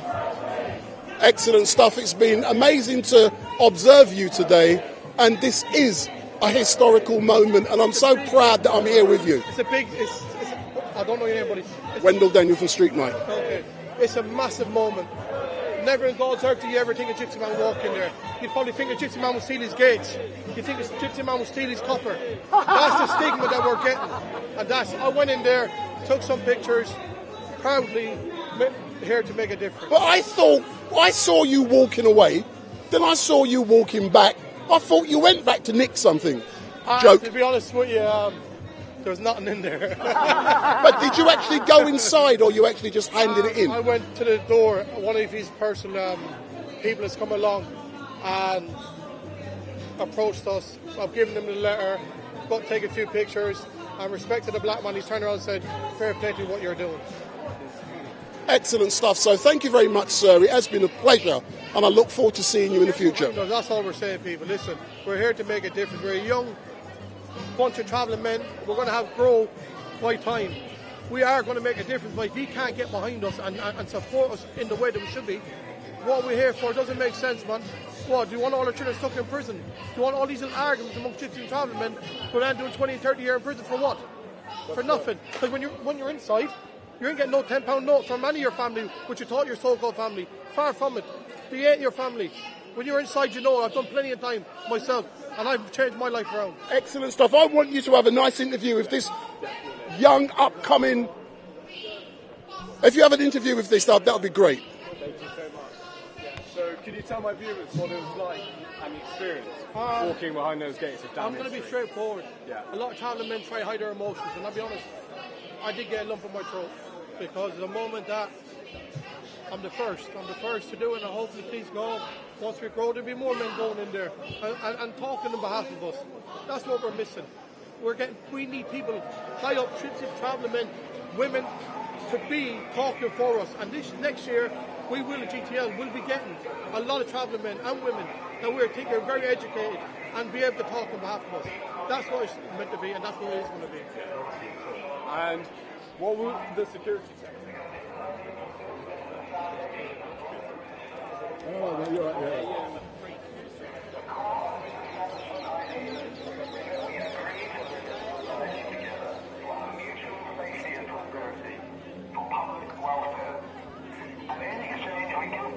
Government to make and enforce the necessary laws necessary for our mutual welfare.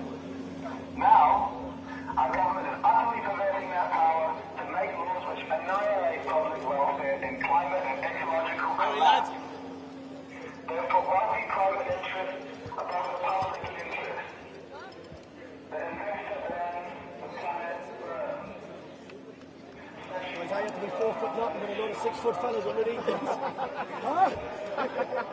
I'm holding it up with my head. I'm not even messing. It's just for lots of security videos, the whole lot of it. Yeah, and that's what I'm saying.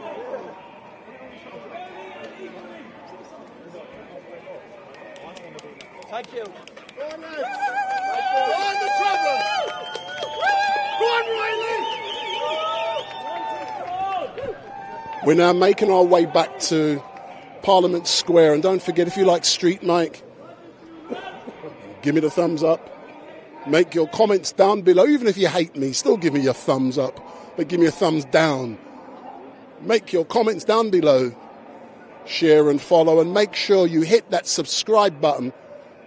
And when you do, I will be happy. But also what you need to do is make sure you switch on that notification bell, and every time Street Night goes live, you will be informed. So I will declare I am standing shoulder to shoulder with the Gypsy Traveller community. So those of you who think I only do black issues, you're crackers, you don't watch. I'm here to represent as many people as possible. If they are disadvantaged, I don't care, black, white, pink, blue, green, gay, lesbian, it doesn't matter. We're on the streets. So we're now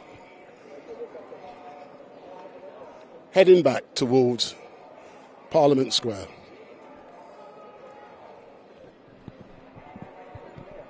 We're happy to go on the other side of the road. Okay, yeah, we'll take the other side of the road then, boys, because the truck is straight up anyways.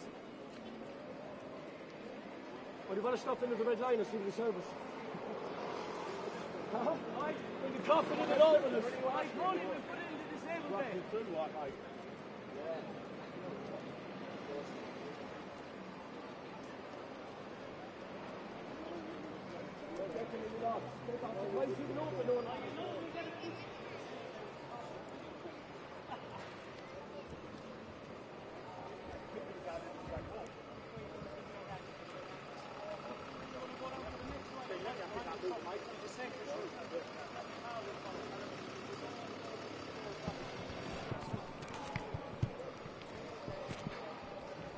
So this is what it's like to be walking along the streets of London in a protest. But big up, big up. So did you like that? So I hope you hit that subscribe button. So I'm live. So if you walk backwards, let's like I can, and I can interview you. So what's your name? I'm Safi. So tell me about being on the streets today, walking towards Parliament with the coffin being carried by the 6 pallbearers. What's that like for you? It's good that there's going to be equality for everyone. But tell me what it's like for you, suffering so much discrimination on a daily basis. Well, obviously it gets bad. That's the reason for the coffin, because you've got so many young travellers what are basically committing too young because it's not fair and they can't deal with it. Yeah, we need it to stop for our children. We need it to stop for our children as well. Excellent stuff. Thanks a lot.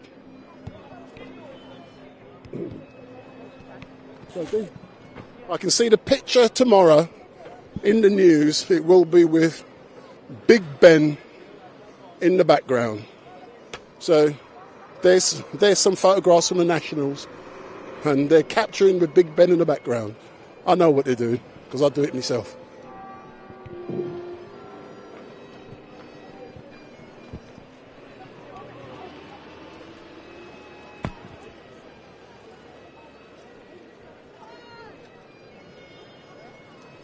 Did you get it good with Big Ben in the background?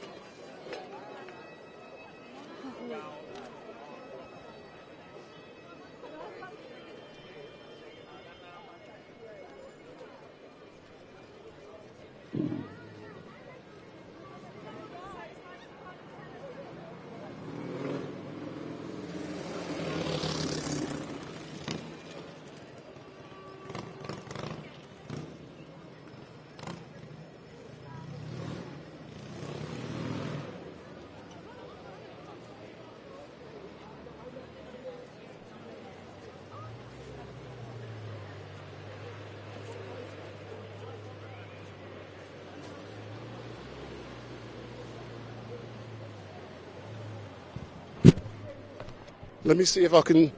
I was just going to interview this guy being delayed in his white Ferrari, but he did a quick escape.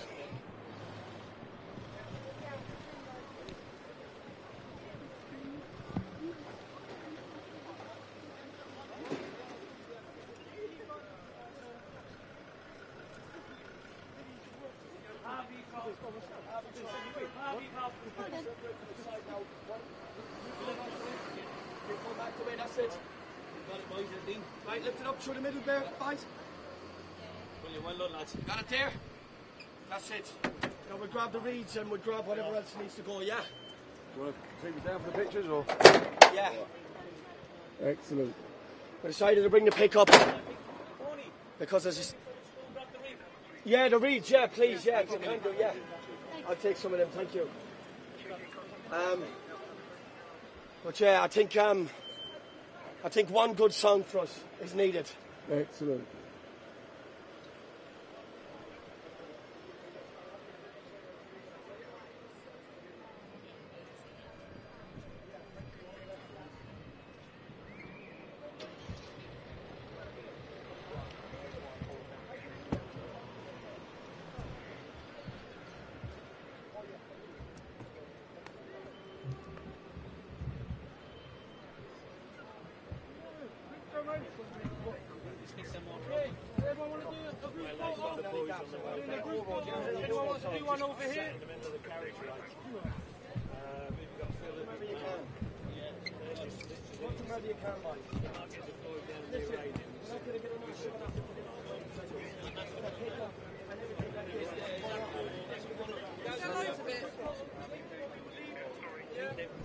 This hasn't ended yet. The bigger crowds who are still in front of number 10 Downing Street, they'll be making their way back here very soon for a rally which will be taking place. And in the meantime, what I'm now going to do, just checking. Everything is working smoothly. So hold on, let me see the reef, hold it up the proper way. So there's the so if you stay there a minute, I just want to capture the thing in the background. Yeah, just so those of you who are watching, my name is Wendell Daniel and welcome to Street Mike, and we are coming to you live on direct from outside of the Houses of Parliament. And as we can see, the reef buried discrimination today has just arrive at the local. Come, don't be scared of Street Mike. Come, we're going to chat as normal. So step forward. So now you're carrying the reef, and you're from the Gypsy Traveller League. So tell me what What's that feel like for you to have this in your hand now? It feels good. Today's gone as like really good, and we're pleased that hopefully we can all be equal. So when are we going to see you again? I don't know. Big up, thanks a lot. Yeah. To answer a question, you'll be seeing us the 22nd July when we're live climbing the mountain, Patrick Crow in Ireland. Excellent stuff. Thanks a lot, sir. I look forward to. So, for those of you who are watching, my name is Wendell Daniel from Street Mike. You all know me. Tomorrow at 1 o'clock, we are going to be at Speaker's Corner. We are going to be there from 1 till 6 p.m. and make sure you tune in. So 1 till 6 p.m. tomorrow, we're going to be at Speaker's Corner. And last week at Speaker's Corner, unusually, I've actually watched it back on a few occasions. And when I look back at last week's Speaker's Corner, I just cracked up, man. I thought that was so funny when we had engaged with so many brilliant people, but also we chat with so many nutcases, like the man who claims to be the Messiah, and he was also the instigator, facilitator of the Northern Ireland peace process.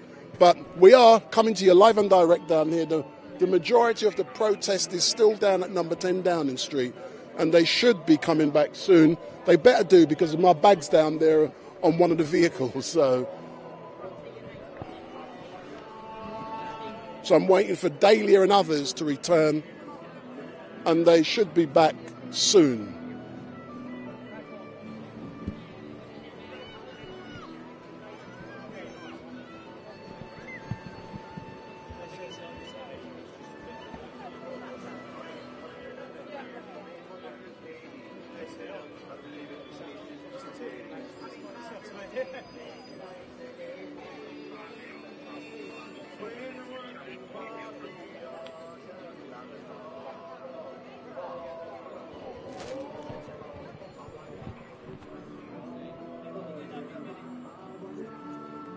One, check my playlist. When you do what I do, just for you, this is very expensive. So when you get sponsors, it is great. So if you want to sponsor me, check my playlist. You can send me $2,000 per month. That's what it costs me to do what I'm doing now.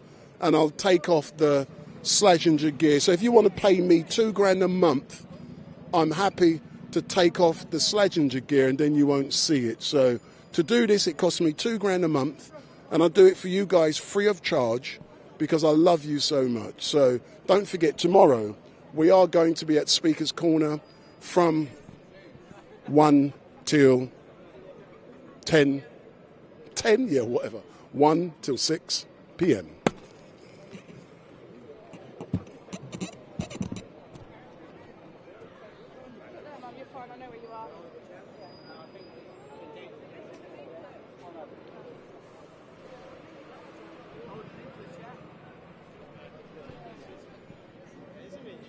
I think in a moment I might make my way back to Downing Street, because it doesn't look like those guys have come back yet. They did say the rally will continue down here at this location, and this is, if we can see the various flags flying in the beautiful sun, and in the background we can see Big Ben, one of those monumental historic symbols. I've no doubt this country stole most of the stuff that made that tower from other countries, because they're thieves. So I've no doubt this country nicked half of the bricks, the stone which made up that building, and also a lot of the money that it took to build the houses. And so let's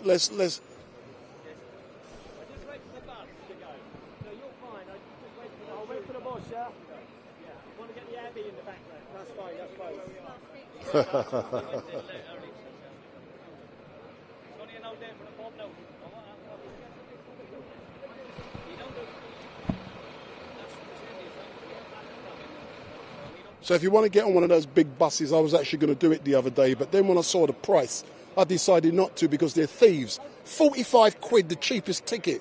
They think I'm rich. I'm poor, man. You should give it to me free. because I'm advertising.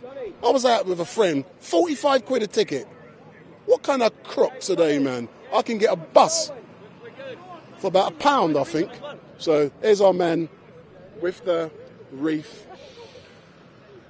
with Westminster Abbey in the background, and that's the location where King Charles was crowned 14 days ago. So King Charles was crowned in that building only 14 days ago.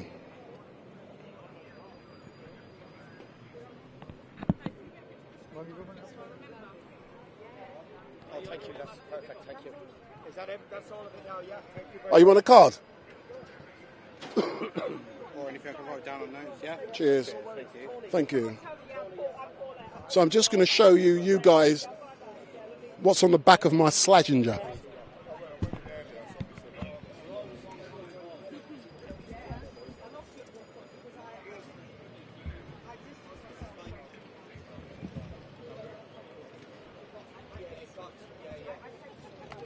So I've got to make sure they can see it, you see. So the people who are watching, they got on that slagging bit, but they don't see what I'm advertising. See you mad nutcases on YouTube chat. You don't have a life.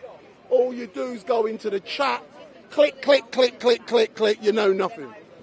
So I can take the mickey out of them. They don't mind.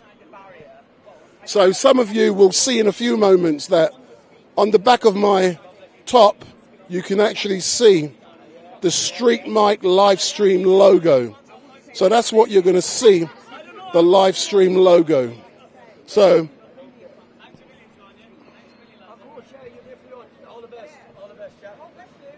there's the old bill, and the guys in blue are the liaison officers.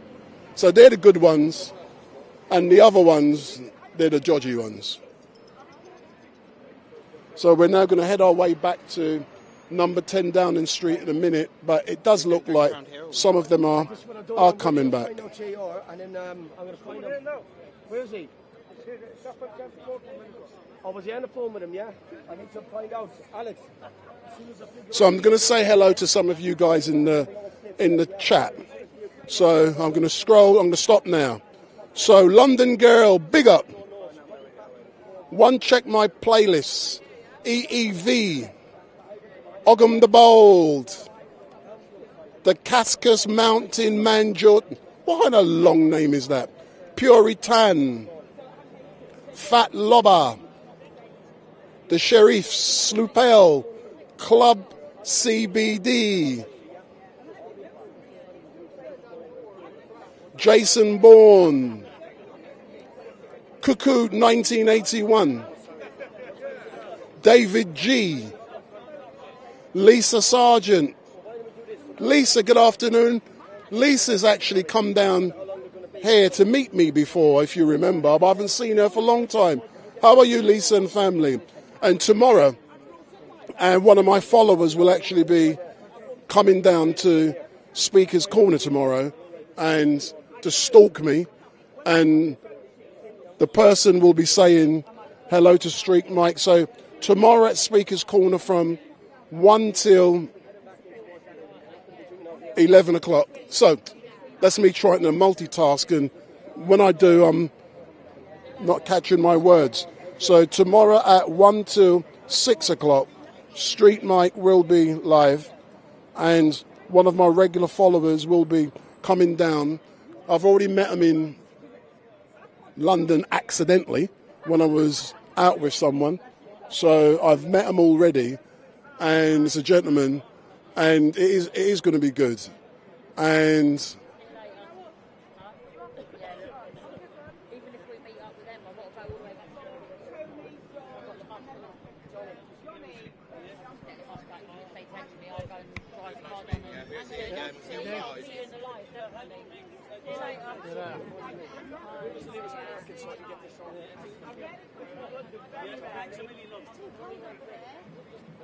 didn't know how to get here. So is it in the way here? I don't want to, because it doesn't need to be in another car.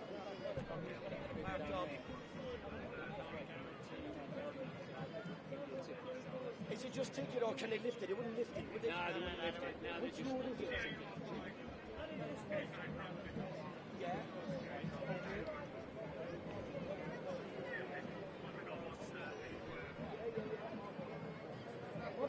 coming back here? I thought they were coming back. Excuse me, when did they finish here or up there? I think they're supposed to be coming back here. They're supposed to be coming back. They said they were coming back from the Citizens Assembly when they did speeches. Because they've got equipment on one of their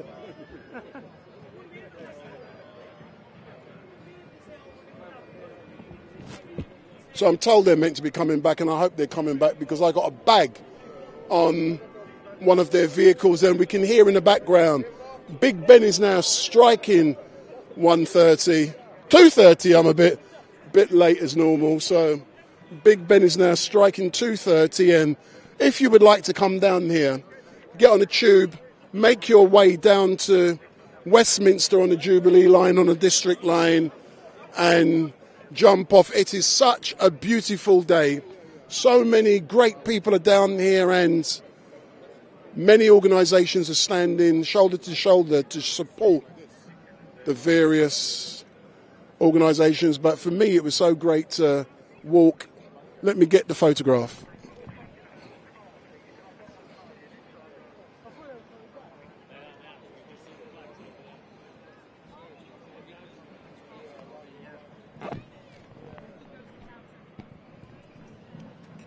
Look at the poses, man. So I'm now going to tickle them, and as a direct result of tickling them, that will make sure they come up to me and I can interview them to close. But yeah, see, we got style, man. We got style, man. I'm called Street Mike because I got style. You like that, innit? Yeah. That's it, victory. And listen, for those of you who think the fight is over, the fight is only starting. This is it. This is one of many. One of many. Hey, they're coming to arrest you. Look, Nick. So, gentlemen, come forward. Let's start to talk to Street Mike because it seems like you're going to be going, yeah? So, the coffin has now been put onto the van. The reefs, come forward a bit. The reef has also been put onto the van. How would you describe how today has gone? A big achievement for ourselves as a team. Couldn't you ask for no better men beside me to make a difference? We all have one vision, and that's to make a change. Yeah.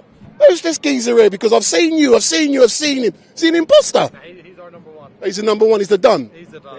He's the one that makes it all happen behind the scenes, and without him, it was not possible. So have you arranged all of this? So step forward, sir. Step forward. Look into the camera. Yeah. Last week, come round a bit. Yeah. You better stand with us today. Yeah. You better. Last week, I arranged.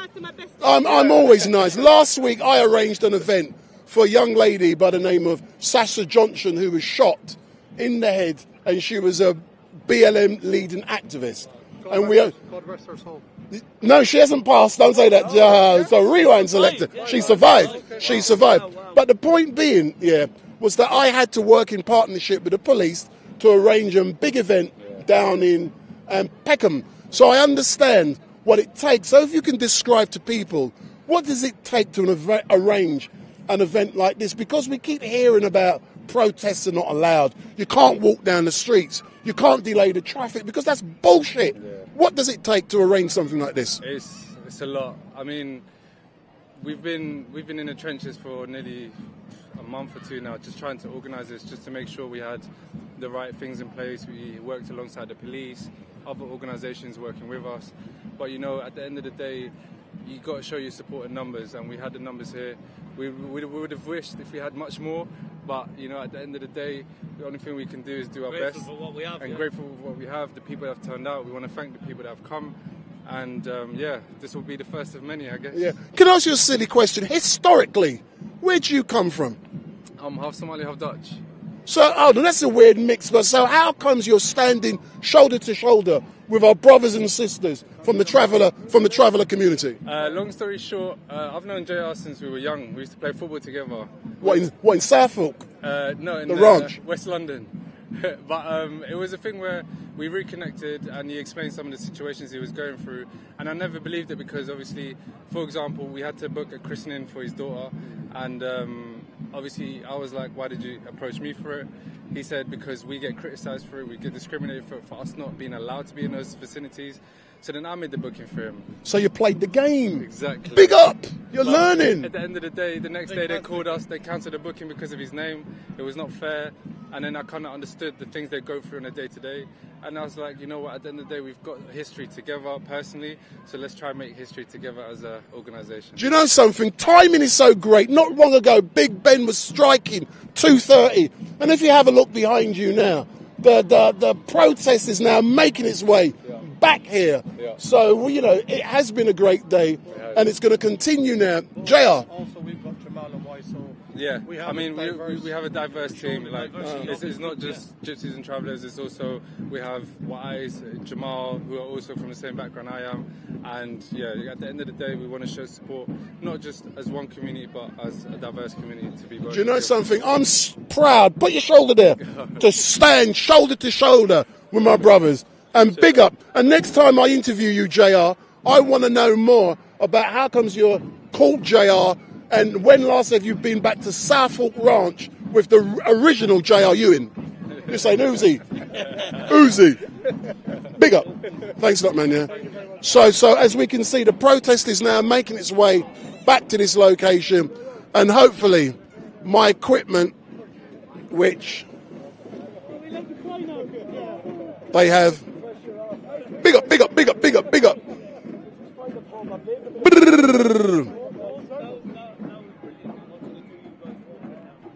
That was a very emotional thing.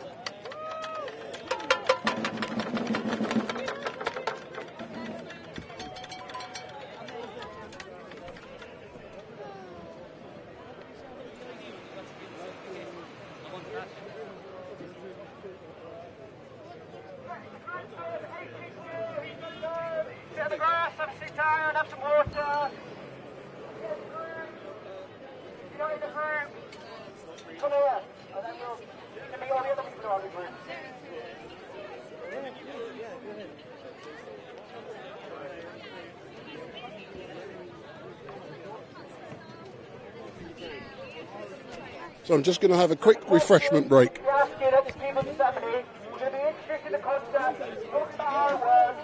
Each group will have a facilitator, a note taker, and we'll be asking the question, as a community, how can we organise an intersectional movement to better and more effectively resist their government?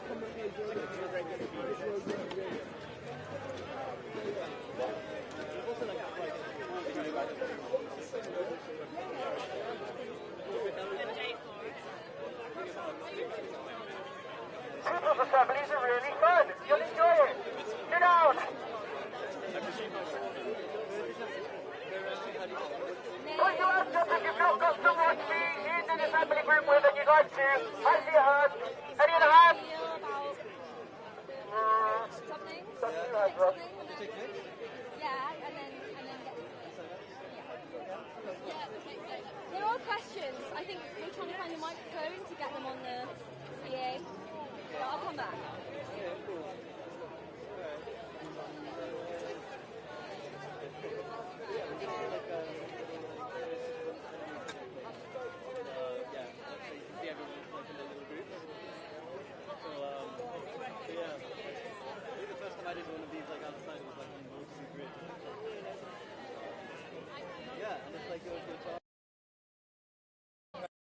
So for those of you who are Parliament's right there, but we're not allowed in.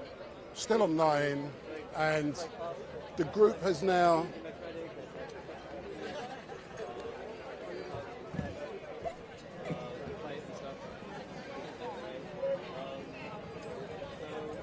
So the first step is to go round and just introduce everyone in your group. Go round, get to know each other, say your so the names, group your has pronouns, now and returned why it is that you're here today. Good to start.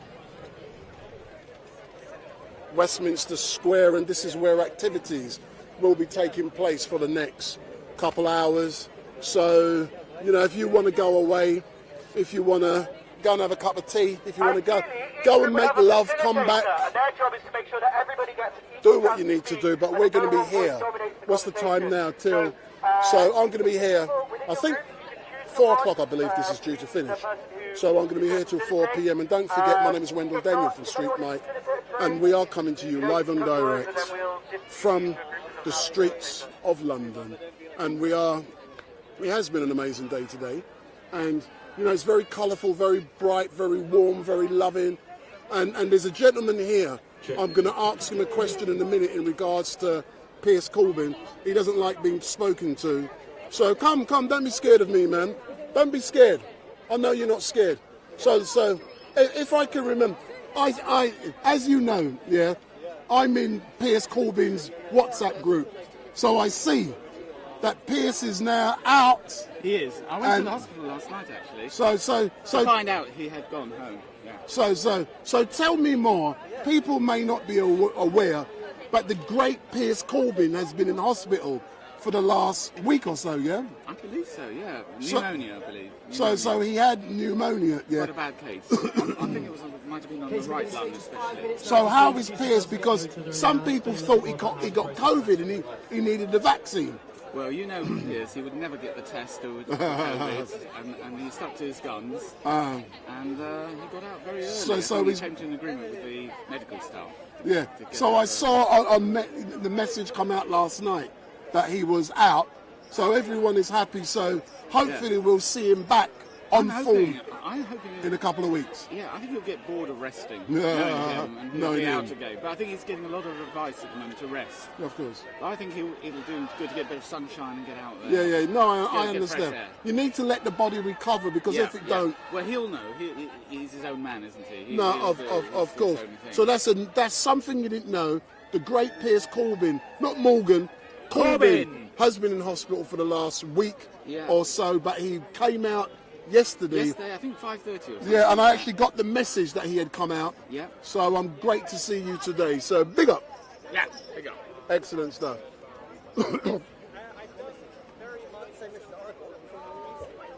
I'm not hugging you. So I'm just letting you know what's going to be happening tomorrow. So at Speaker's Corner tomorrow, 1 till 6 p.m. It is going to be a great day tomorrow, because if you remember at Speaker's Corner last week, we engage with Omar, with Victor, with the fence man, and so many other people. And it was great. And when I look back on the live stream from last week, unusually, I've watched segments 2-3 times because it's so funny. And the way I was taking a piss out of so many people. And what someone did say to me was what they did really like was that my face, and I was looking at people when they were saying, just like the Messiah who believes, he said God sent me an email. That shows how mad he was. And I think I'm maybe disturbing these people who are meant to be quiet. So I'm now going to shut up for a little while because they're now in groups of 8 and they should be quiet.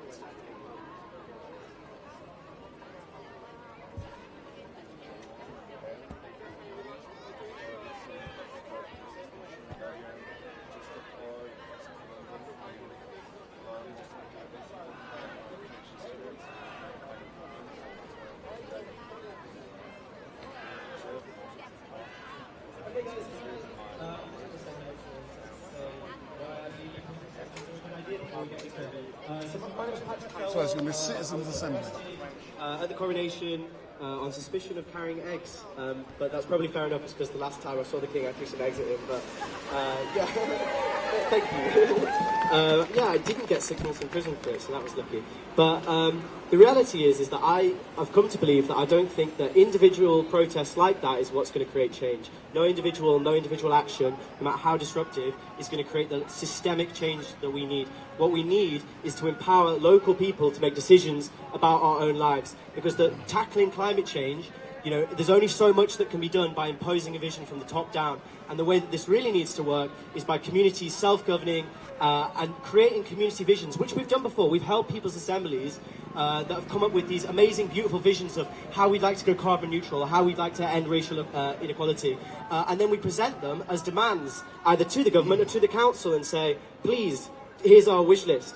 And I think the transition towards a functioning democracy that we need now is the step where we start to say, this is our vision. We're not going to ask anyone to do it for us. We're going to follow the example of revolutionary movements around the world that come up with these visions through these democratic processes, and then organise the difficult next step, right, which is setting up working groups and committees that can actually implement the visions that we've laid out. So, for example, if we wanted to talk about transport, you know, in London, and we might say, do we want public transport to be free? You know, and do we want doctors, bus drivers, right, and train drivers to be paid a fair wage? I would imagine there's probably a lot of broad consensus around those issues. And then instead of actually just presenting that as a demand to the government, who are going to ignore us, we then have the capacity to organise for things like a general strike. Because if we put the cart before the horse, if we're advocating for a general strike, but we haven't created the networks capable of actually creating the solidarity within our communities to get through such a struggle, then we're not going to win. And so that's what people's assemblies are about, really. We believe that,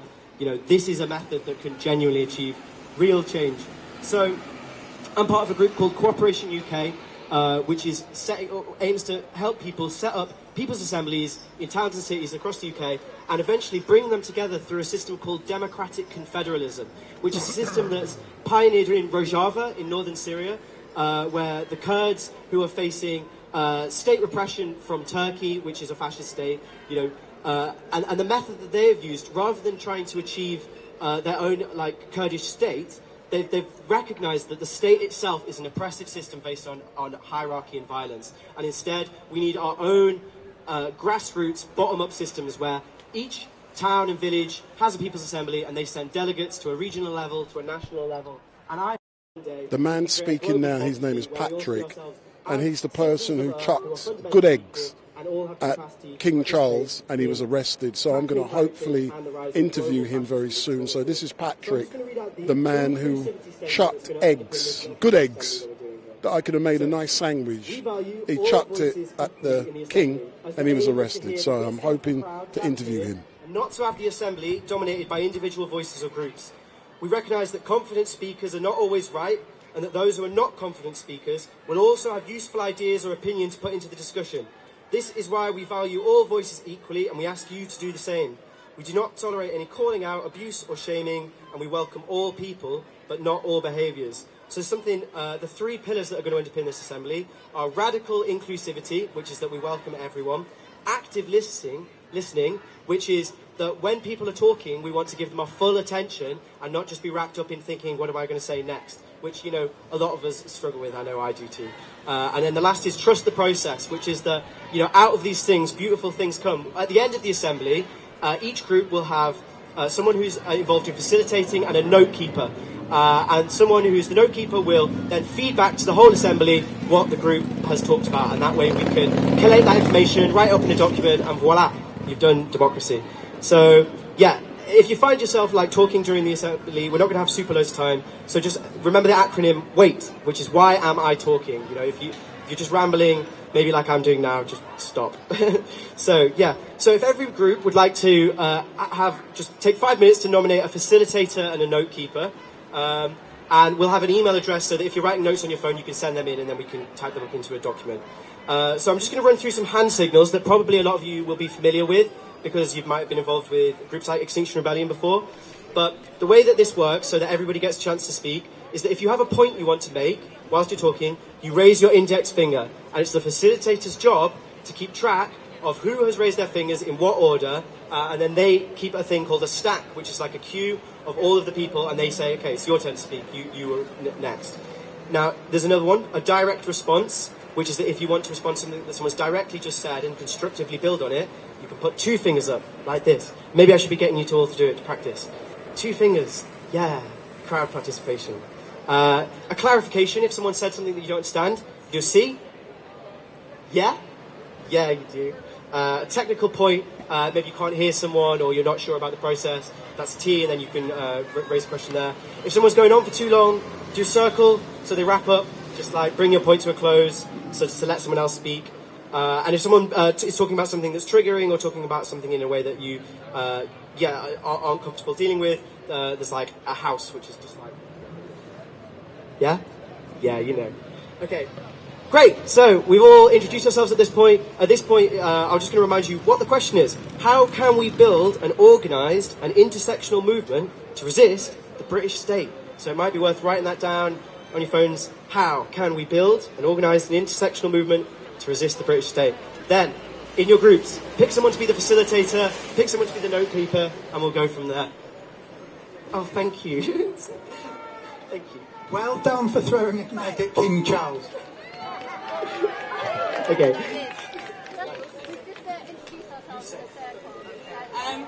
And so in your groups, that's not all. You can, so first have this discussion, this direct democracy, but also... I've just indicated to Patrick that I want to interview him and he said yes. So go into the chat, pose your questions to Patrick, and if I get the time, I will read 1 or 2 of them. So go into the chat. He's the man who chucked the eggs at King Charles. So go in the chat and pose your questions. At the end today, so talk to the person in your group as well. They have the orange high-vis. This is where you can leave your details and commit to what steps you're going to take next, how we're all going to work together to come against the state. So that's really important too. And when doing so, please leave your phone number because this is how we're going to stay in touch. Now, everyone should have a clipboard. If you don't have a clipboard in your group, let me know and we'll get this sorted. Get discussing.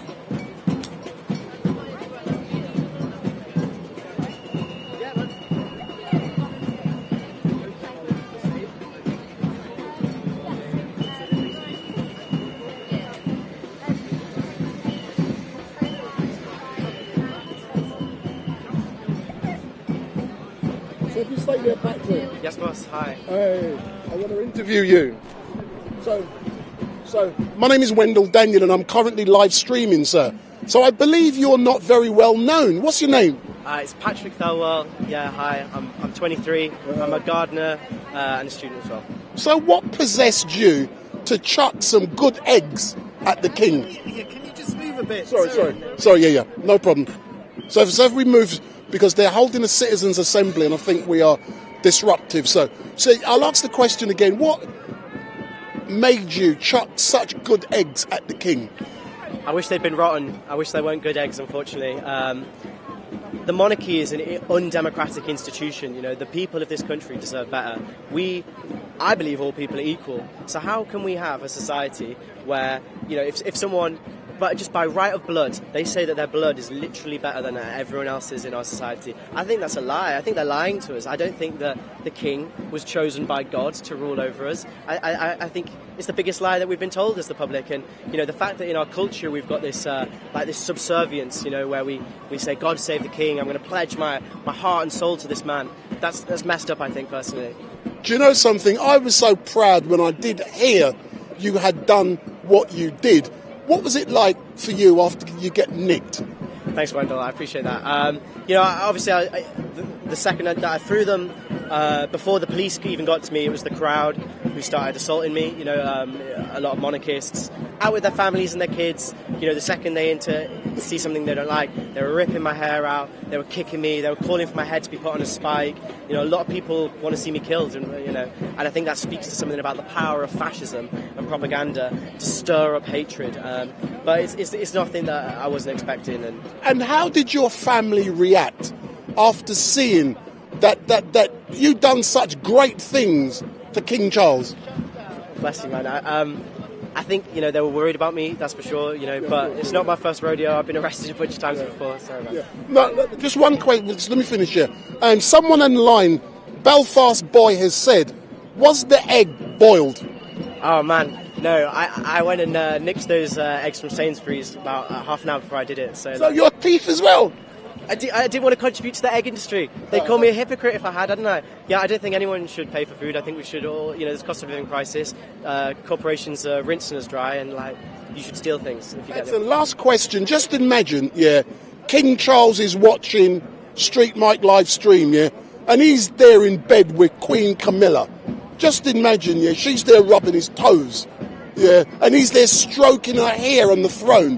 What do you want to say to both King Charles and Queen Camilla? Abdicate before we force you to abdicate. Big up.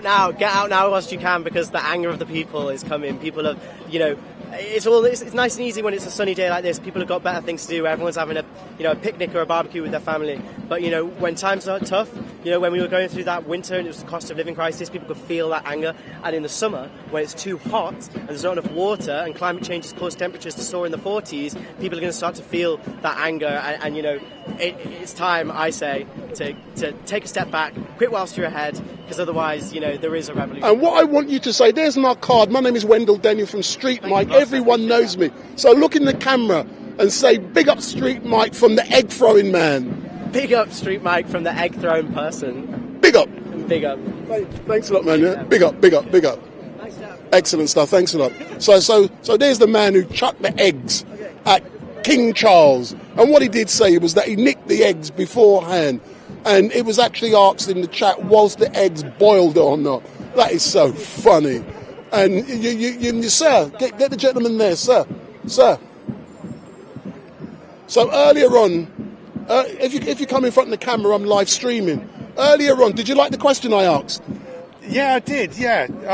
I heard it when he came onto the Parliament Square. He was asking his people to approach people and find common ground. As part of his protest, I think, is about the protest bill, the new anti-protest bill in Parliament. Yeah, but you asked me also about you, Les, but I wanted to talk to him specifically about him throwing the eggs and the people on the live. See, I'm live streaming now on the chat. But have you enjoyed it down here today? Yes, I have. I was at London Bridge earlier on the anti-ULEZ protest. So I wanted to, having heard what he said when he came onto the square, I was wondering whether he could find common ground with fellow protesters that maybe he didn't agree with. Maybe they're... No, I note the point, but can you see where I came? There's all different points of view. But, Piers Corbyn is a well-known ULEZ supporter. I've engaged with him, and I'm happy that he's out of hospital now.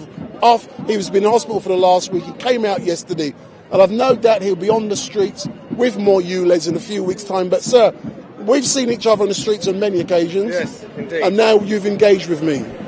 Big up. So, that's another man down here. As I say, I've just engaged with Patrick, and he's the egg-throwing man from... And who would have believed he chucked a good egg at the king? I could have used that to make a sandwich. Big up. So, those of you, let me get back in front of the camera, because I know you love me to chat. So, sir, I always call you sir. How are you doing? So, if you look in the camera. Yes. One thing I love, you know I'm live streaming now. Yeah. Oh, hello, fans. Hello, fans. And one thing I love is coming out on the streets of London. Yeah. You always bump into me and I always bump into you. Yeah. And seeing so many people, you get to know who's who. Yeah. And I get to know who pulls the strings. Yeah. Oh, it's not me. I was over there in chains this time. Oh, you were in chains? You were bondaged? I was bondaged to Houses of Parliament there. So I missed shackled. That. You were shackled? I was shackled. So who unshackled you? Well, we decided to break free from the chains of our oppression. Oh, my God, that makes a change. But talking about breaking free, I normally see yourself with XR. Yep. That's what we are here with today. Of course. And all other organisations. And I love... You know, I was out with XR, what was it, about 4, 5, 6 weeks ago? It was it was a big... Yep. What else is planned with XR this year? Because I know you don't know nothing. Yeah. Well, it's a good question. And in fact, tomorrow night you can come and join what we call an open call. So it's completely public. Anybody can come and join.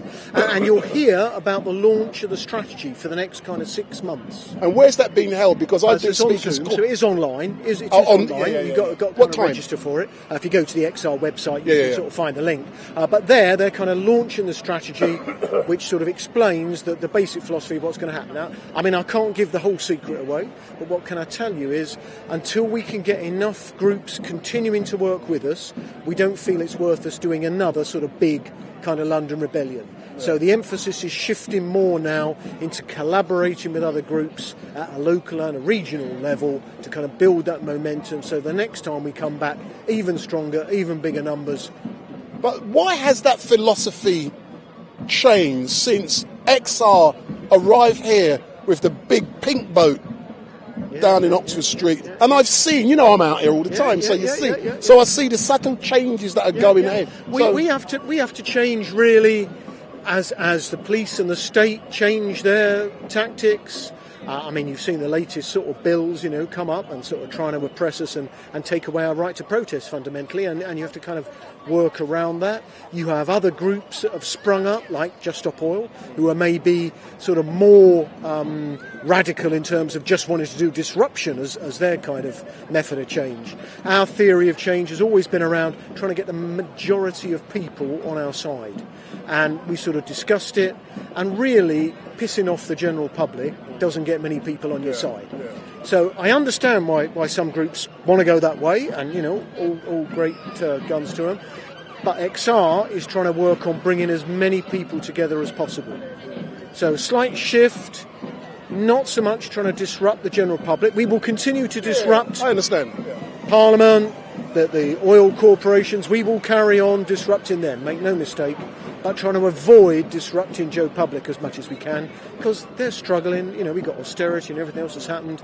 They're all struggling. What I do love about XR, I've been coming along 3-4 years now, and it's probably one of the only organisations where the family and children are central. And when we come down here and we see family corners, I've got grandchildren, I'm an old man. I don't look it, black don't crack, they said. We're all old, I'm actually going to bring my grandchildren to an XR event because I understand how safe it is, and it is great to see. But my final question to you, what do you have to say to those people who say that XR is only for middle class people?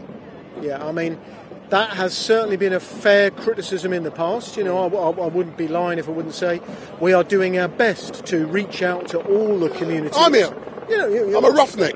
You're not the only black man here. You know, that's right. They say, you know, but there are not enough. We want to reach out to communities that are not normally represented and that don't have the privilege. That, you know, I have a privilege that means I can go out, I can talk to the police, I can interact. Not everybody's in that position, so we need to do what we can to try. And you know one thing, it does make me feel proud when I see Mavina standing up. And Mavina's my friend, she's on my phone. You get what I'm saying?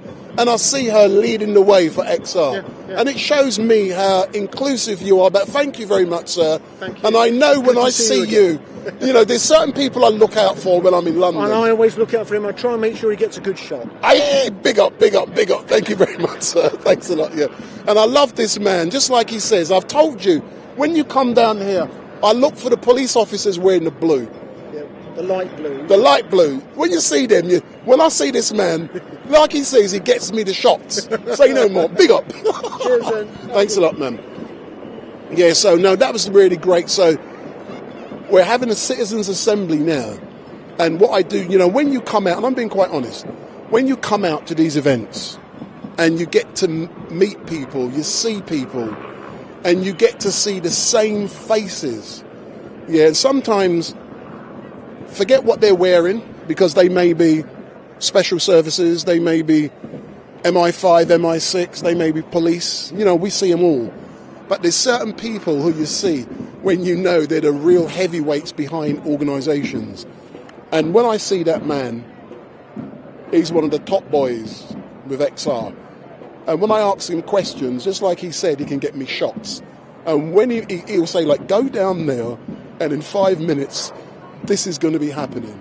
So, and you know, when we see XR with all of those theatrical events, you know, when I look out for him, I know something's going to be happening nearby with him.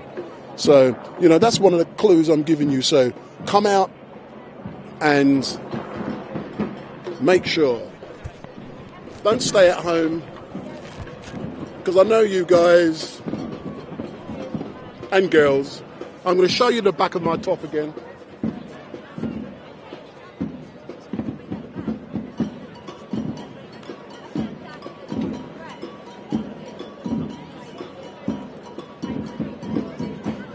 So you can see what Street Mike has on the back. So I'm advertising Street Mike live stream, and quite often what you get is that the photographers and the national media, when they see that on my back, they focus on that picture. They don't want to see my face, they just focus on that picture and they catch something else in the background. So, sir, are you spoken with Pierce? You see he's back out now, yeah? Corbyn. Oh, was he out, was he? Yeah, he come out yesterday. Oh, good. Bit worrying, he had pneumonia. But he come out last night, so that's good, you know what I mean? So yeah. Excellent stuff. So that's one of the regular heavyweight media moguls who's a photographer. So, like I say, doing this, you get to know everyone. And when you get to know everyone, it actually helps you to survive down here. Because when you want information, you can get that information. So, Patrick, look, come here. Hold on, come back. So, this is the man who chucked eggs at the king. Diverse. And now you've got a diverse, big fan base.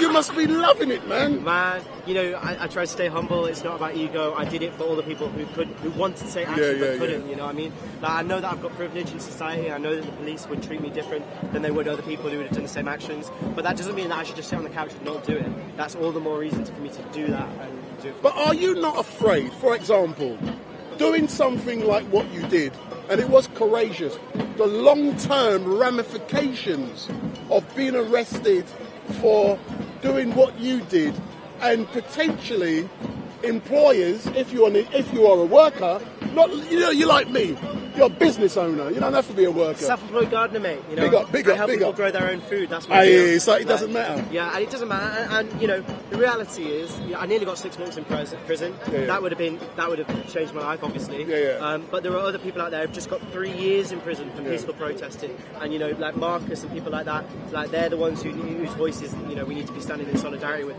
But more importantly than that, I'd say that whatever the long-term consequences are, getting a mortgage and stuff, you're joking if you think that your people are going to be paying off 30-year mortgages. The revolution's coming before that, my friend. There's only a couple of years left before you know, society is going to collapse because of what we've done through climate breakdown.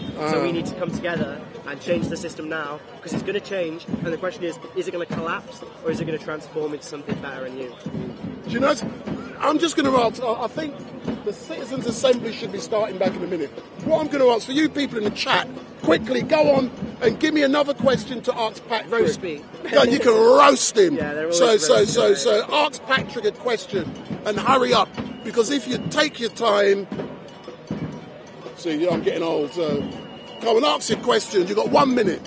So Patrick, how would you describe, the Citizens' Assembly, people sitting down, formulating their academic answers to your technical question? What's that like for you? And I'm just waiting for the question. That's a beautiful thing to see, really. I think if it's hard to be cynical when you're looking at it here and seeing people say, "Oh, we don't like noisy protests. Stop blocking roads. Stop disrupting people." We're not doing that here. We're sat on the grass. We're having conversations that are going to change the world. And you can't be too cynical about these things, because this is how change can happen. And maybe it is a better method than blocking roads. I'm inclined to think so myself. I'd like to see more of this across the country. Yeah. So you're telling me you block roads as well?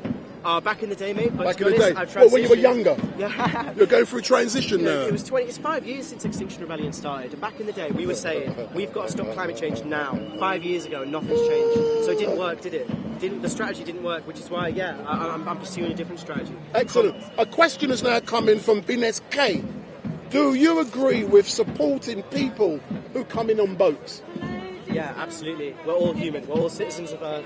All people are equal. Borders aren't real. They're in your head, right? The concept of the British nation state, it's just words. It's just words. But people are real. Big up. Thank you very much, sir. So let's answer the question. Thanks a lot, Patrick. Yeah. More time doing it, but just don't drift off without forgetting to do that.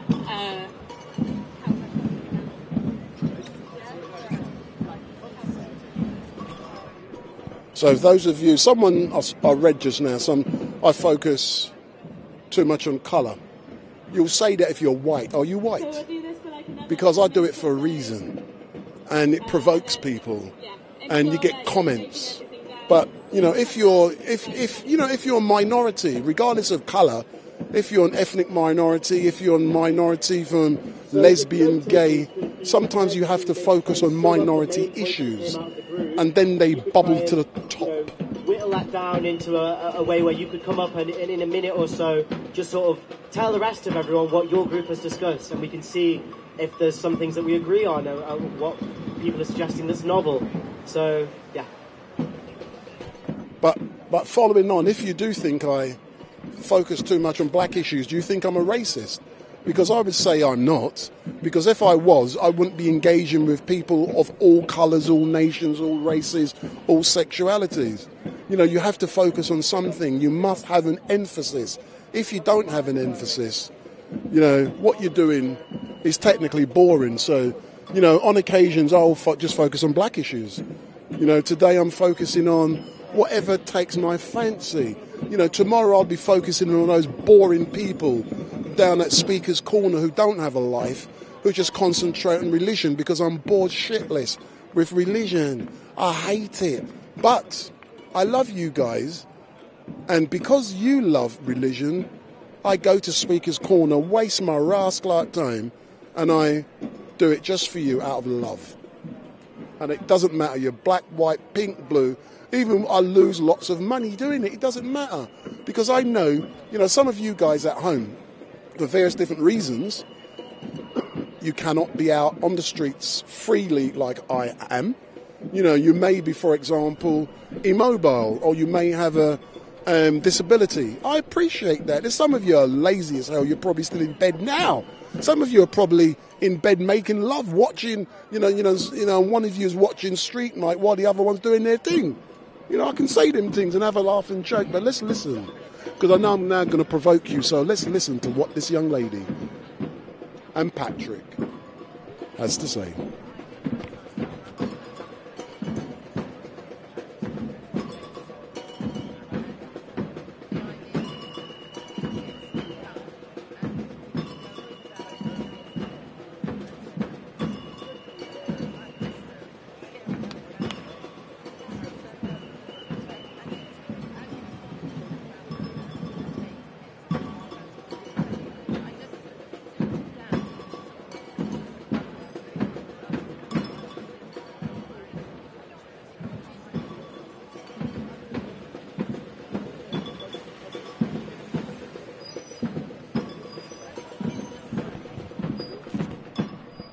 So Cypriot 785.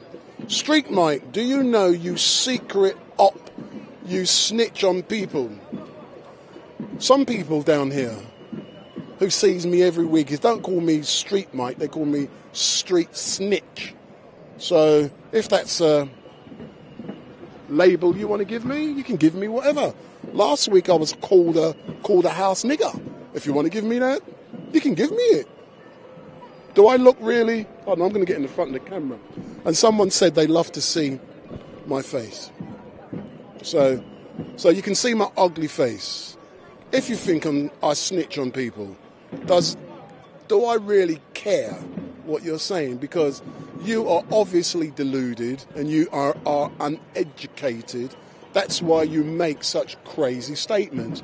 But if you do, I'm happy to do so, and I'm happy to engage with you. Because on Street Mike, this is all about freedom of speech. So if you love me, tell me, give me the thumbs up, make your comments down below, share and follow. If you hate my backside, still tell me you hate my backside. I don't care, but I love you anyway. But there's one man next to me. Sir, step forward. Let's do a Street Mike interview. Do a Street Mike. And I know you Street Mike. and I know also this is another famous man.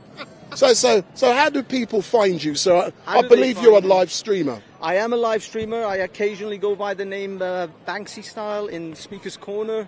Some people call me Banksy. I'm not the real Banksy, because if I had that kind of money, I wouldn't be using this equipment. Yeah, that's right. So tell me, have you enjoyed it down here today? Because I haven't seen you for a few weeks. I know, I haven't been. Well, this was a random situation. I just randomly came down. I was supposed to go to the gym.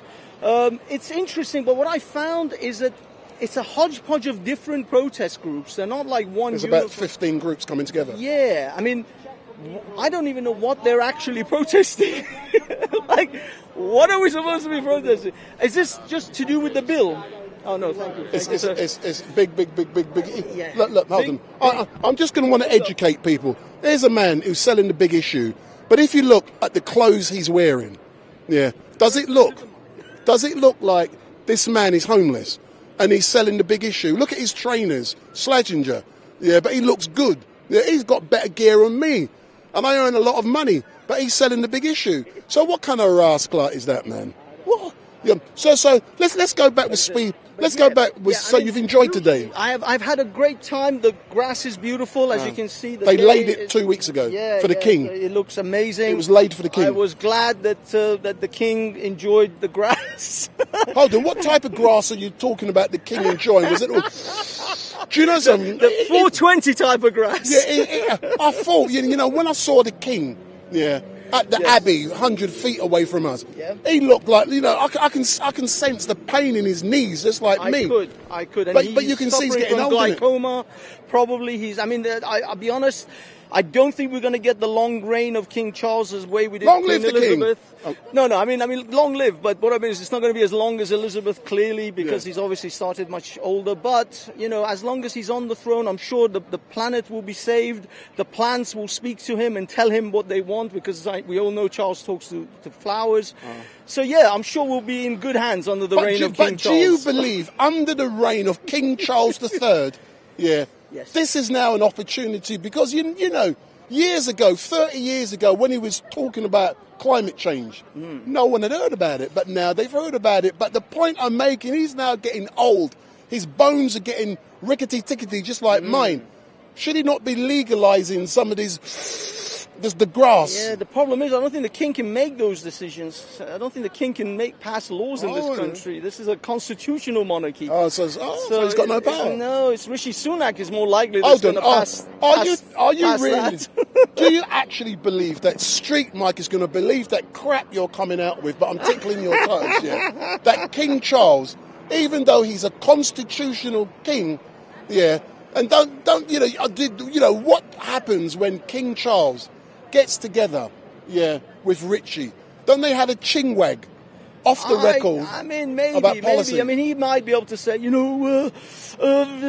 Sunak, make the weed illegal again, please, because Mummy really loved it when we were all smashed out of our heads at 420. but don't you think, when he goes to Balmoral, the munchies are crazy. Or when he goes to Windsor, don't you think in there they've got their own secret stash growing? That's what I mean. That's what I mean. They're like when I get the munchies, I just go quail hunting, and I just love those quails after a nice big fat one. Do you know something? Earlier on I spoke to Patrick, and Patrick threw eggs, but I should have asked him if it was a quail egg he threw. Exactly. Big up. Exactly. Big up. I'm sure the quail eggs go down very well after a nice fat Philly blunt that King Charles and possibly Snoop Dogg, they sit down and they hit the blunt hard. Big up. And don't forget, if you like Street Mike, give me the thumbs up, make the comments down below. Subscribe, like and comment. Yeah, and I'm the crappiest, most rubbish live streamer. He's got like the most professional equipment you'll ever know. Hey, show him my equipment. Show him my equipment. Look at this. Show him my equipment. You see how rubbish my equipment is? Big up. This man is walking around with more money than most hip-hop rappers. Listen, man, this equipment here I'm pumping out. Hip-hop rappers don't have that much gold around their chains. No, of course, that's because I'm poor. But the great thing people don't realise, and the people who follow me realise, I come and do this for fun, and it teaches me to use this equipment. But from Monday to Friday, I use this equipment live streaming events. I know. We followed you. Some of us at the Banksy Style channel know that. So you know that Street Mike is at funerals, at weddings, I do all kind of shit. I saw you at there was some kind of delegation from Ghanaian or and what you're going to see. Tell us about that. And what you're going to see. Can I be quite honest? Yes. I get great pleasure out of doing the professional stuff. Yeah. When it comes to live streaming, I'm the biggest live streamer in funerals. They're saying no sound. I think my sound is. So his sound is now conked out. See, is it dying? Okay. Guys, can you hear me? Hold on. Okay, can everyone hear me now? Hear me now. Yeah. I think it was flashing for a while. Yeah. Is it conking out? Yeah. No. It was. I think I just pressed the button. I did so. So we're going to come to Steve in a minute. So while we're talking about that, it's correct. Yeah, I'm the biggest live streamer of funerals in London. Yes. By this, I've got 6 people working for me. Yeah, it might be me hitting that. By the end of the year, I hope to have 12 people working for me. Wow. Yeah, but on Tuesday and Wednesday, we're going to see a state funeral for one of my followers, member of their family. Oh wow. Yeah, and they're going to be lying in state on Tuesday night.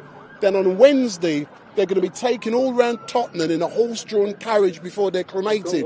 And you're going to see all of this on Street Mike live stream on Tuesday and Wednesday. Amazing. Big up! Big up, Street Mike.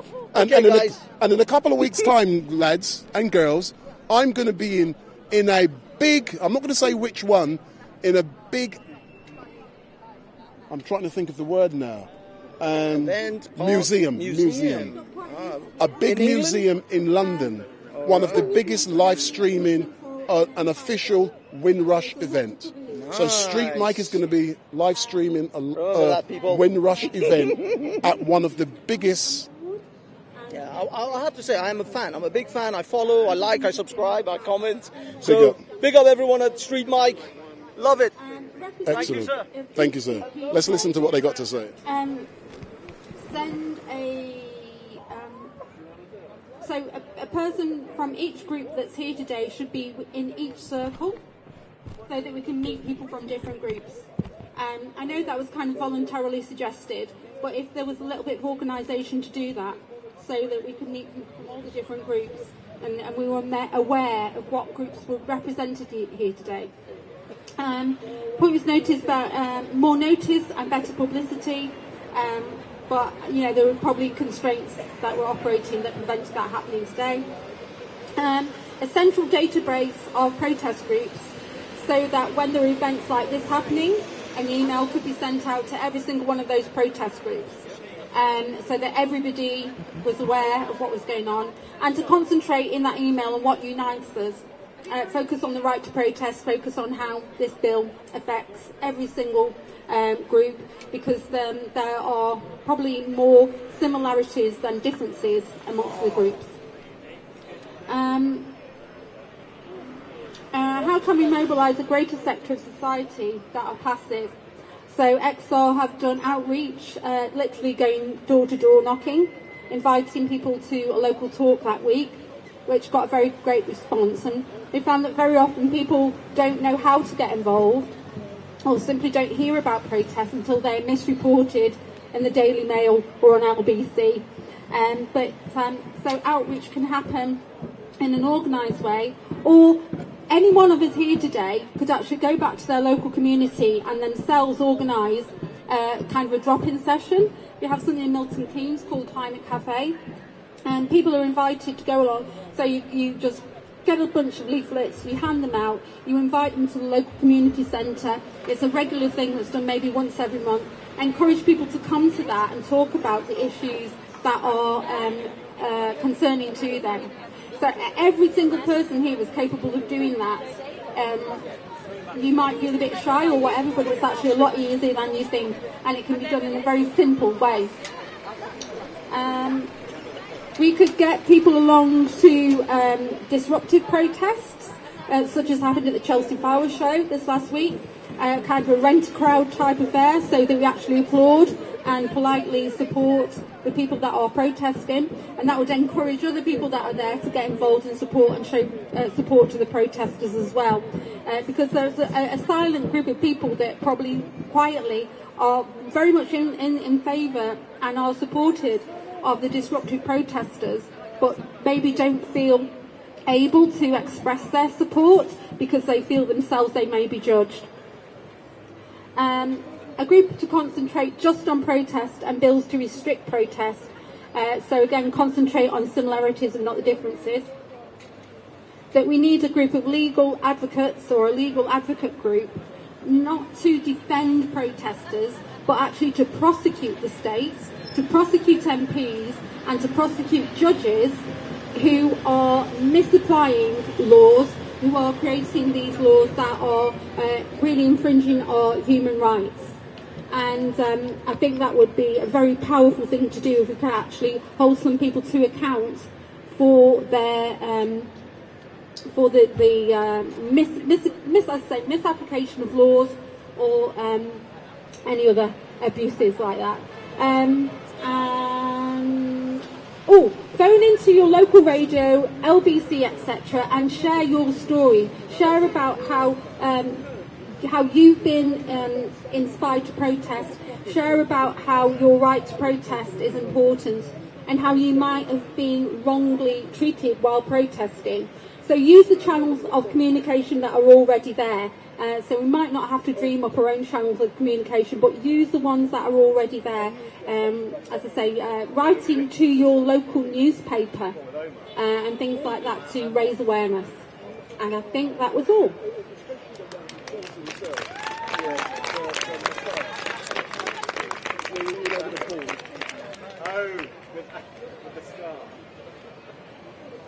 Can you hear me? Can you hear me? Hooray! Right. I live in Cornwall, so does Michael. He's got some very interesting and workable ideas for getting a grip on local government, particularly the county council, which in Cornwall was a bit right-wing, was it? It's conservative. So I've got some completely scribbled notes here. There is a distinction between a citizen's assembly. You do a kind of randomised selection of people according to age, sex, gender, all sorts of things, and they then vote on ideas that have been put to them to approve or not approve. That is a citizen's assembly. That is a citizens' assembly. What we have here is a people's assembly, which is again sort of random. You just came along to do some protesting, and that will also produce ideas to carry forward. So, what is happening in Cornwall, I think, is interesting. If everybody went back, found out who was in power in their council, and found out the name of somebody on that council, they could then arrange something like what's happened with Michael and people in Cornwall, which I have to say I've been ignoring, where every 2 months when the council meets, strangely enough, there's a meeting of the People's Assembly, and they put things to the council. Can you expand on that, Mikkel? Yeah, of course I can. Okay. Good afternoon, everybody. Can you hear me? Okay, my name is Michael, and I'm from Cornwall. And I just want to let you know what we're actually doing in Cornwall with People's Assemblies. So, as my colleague have just said, every 2 months, Cornwall County Council, they meet, discuss county issues wide. But about 18 months ago, we decided to actually forcefully go into county council and have our own People's Assembly. So we had a 3-hour occupation of the council building.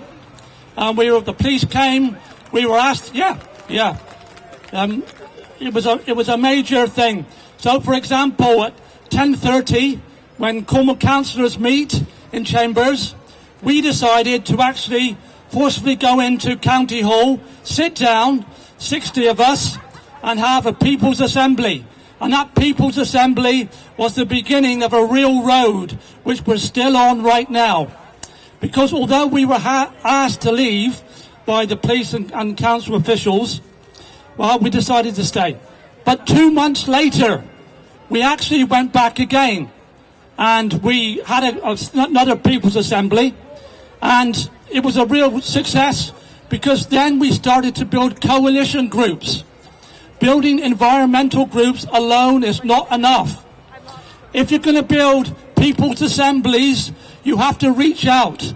So now we have People's Assemblies every 2 months, with groups from cost of living groups, with housing groups, with environmental groups. So many, many different groups. So through our People's Assemblies, we've now established a relationship with the leaders of the council. So the results from our People's Assemblies go directly to the leaders of Cornwall Council, and that really has to be a success. One more. And just to go, folks, we still do these People's Assemblies, but also we've occupied the land for 2 weeks of Cornwall Council, and we had a climate camp for 2 weeks on council grounds 24/7.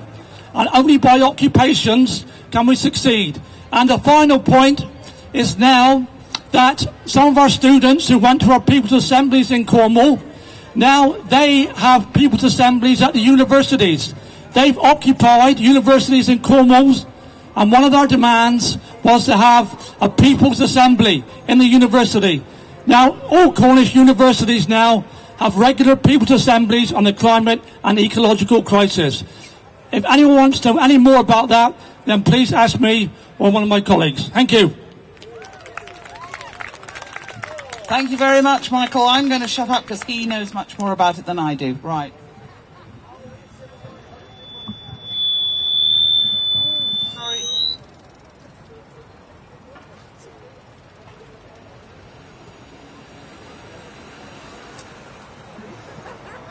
Hello. I don't think I'm going to give quite a speech like Michael. I'm just going to represent the views that our group shared, which was a great a mix of different XR representatives, XR Unify, Just Stop Oil and Republic.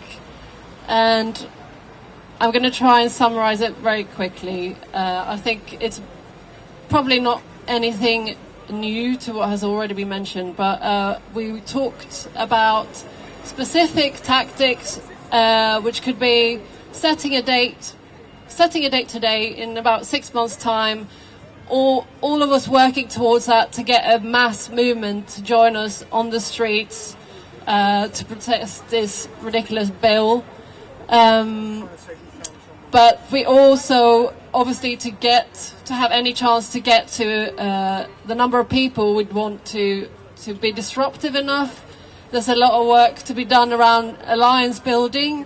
There were suggestions to work on the sort of mutual aid and sustenance networks to build connections and unify and what was the other thing? We also talked about how, as happened with Republic and all the other people who were unlawfully arrested at the King's coronation, it was similar to the poll tax strikes, in that the misstep of the police and being completely out of touch of what's acceptable and what people think is acceptable. It was so at the poll tax riots, there was also the police coming in and arresting and disrupting people, like the family group at the time that there was a big protest. And again, that got really a lot of media coverage and outrage from the general public. And if we can use these types of tensions with a new bill, which is making everything really difficult, to step on these lines of what's legal and pushing the police potentially to display how unjust their actions are. It could mobilize more people, because with Republic, a lot of people have now become more radical, because the protest was supposed to be something very simple, and they got a lot more media because of the police actions. We also need to change the narrative around protests and what it means to be an activist. At the moment, Just Stop Oil tends to be the group that gets a lot of media attention, which is obviously very helpful, but it also, because of how it's represented and the constant media twisting of the truth, or focusing on the disruption rather than real issues, people have the wrong idea about what protesting is about. Some of you guys in the chat, some of your comments, I won't engage with them, but you're naughty. Who rides who with a strap? What kind of rubbish is that? But if you are new to the Street Mic, don't forget, hit the subscribe button and make sure you share the link. So hit the subscribe button and make sure you share the link. I've jumped in because she is definitely boring, but that's all I will say. I won't talk about someone looks like a whatever, or someone. Some of you people, I can't believe it. Talk to people about issues that they care about, not just make it about the climate movement. Obviously, we need to. All the movements are being suppressed at the moment, and to bring social, racial, economic justice to all of us. I don't have a good point to finish on, but that was it. So sorry to interrupt this, everyone. Public service announcement. David Gilchrist, if you want to get home today, you've got your Oyster card. So come and find a steward and you'll get your Oyster card. Anyone knows a David Gilchrist, come and see me.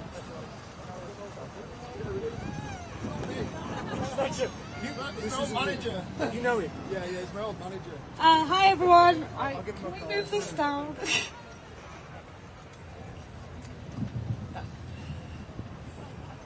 So our group talked quite a lot about kind of the actions we can take going forward and actual actions within civil disobedience, because we all have an agreement that our government's not going to listen unless we disobey them. So we talked a lot about targeting the media specifically. If we can piss them off enough, we can kind of take the power away from them and change the narrative around being disruptive. We also talked about being more regional in our actions and showing that it's not just here in London that we have power, but that there are thousands of people all across the country who are willing to stand up to the government, but we can't all make it down here every day.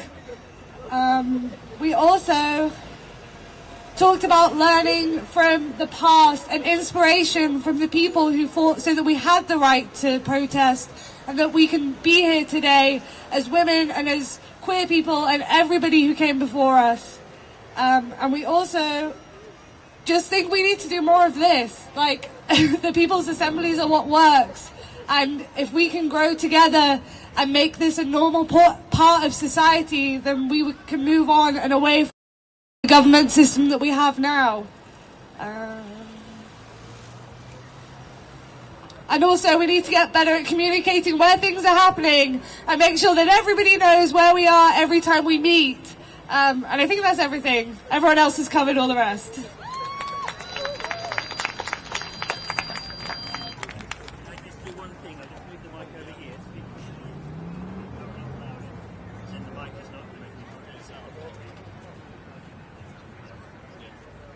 Hello everybody. I feel like I'm quite lucky I can keep this quite brief because a lot of the things that we were talking about has been talked about a lot better than the way that I will be able to talk about them. So, I mean, specifically things like allowing politicians to take more responsibility for the stripping of human rights that is occurring right now, and having that as more of a forefront in what we should be fighting for. Like, all these different pressure groups and smaller activists that are fighting for all their different aims and demands, it boils down to one specific thing of our lack of human rights right now. But apart from that, there are a few other things that we were talking about kind of specifically using experts on a political and economical level, and how our demands aren't just specifically telling the government to meet them, but specifically giving them options and showing them that this can happen. And it's just about getting away from their tyrannical reign of our human rights and showing them specifically the ways in which we can get around the problems that we are fighting for. And also, yeah, about the People's Assembly that we're literally doing right now, and the fact that this should be something that is so much more established and have much more established power that can be used in a more effective way for politicians to actually listen to us. Because these are very important grassroots, normal people that they are the ones being affected by all the decisions that they make. So if we can have a say in these decisions, then it will lead to a better world for all of us, I guess. Sorry, that was fairly cringy, I apologise. But yeah, thank you.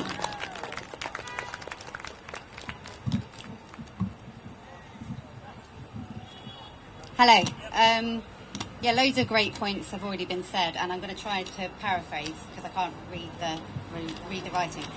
Oh, but yeah, really, really great points were brought up. And one of them was how we need to find a way to show solidarity with refugees and black and ethnic and minority people and poor working class, because they can't actually protest in the way that like white privileged people can. So maybe we need to think of an idea how we can have some kind of protest that they're involved with, and maybe the people that can do the spicy stuff. So yeah, so that was a really good idea.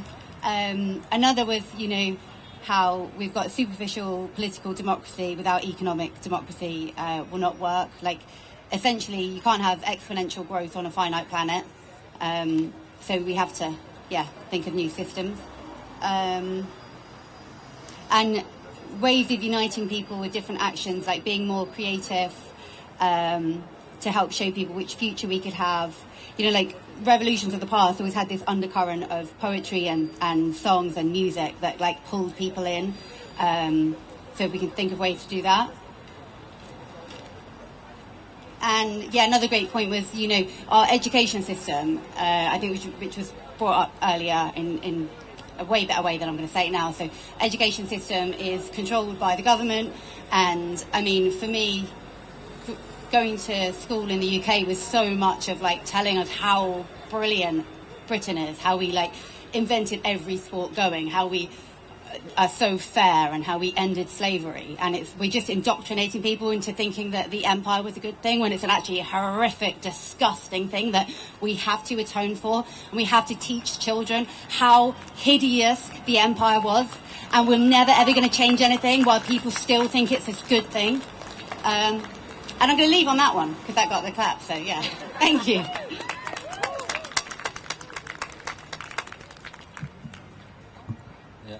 Hi everyone. Well, okay. So yeah, we are live from Parliament Square. Welcome everybody. You guys have done a great job. We're here today. We're protesting today. We're still allowed to do it. But if we allow the government to keep going the way they are, we're not going to have even this right to be here in Parliament Square.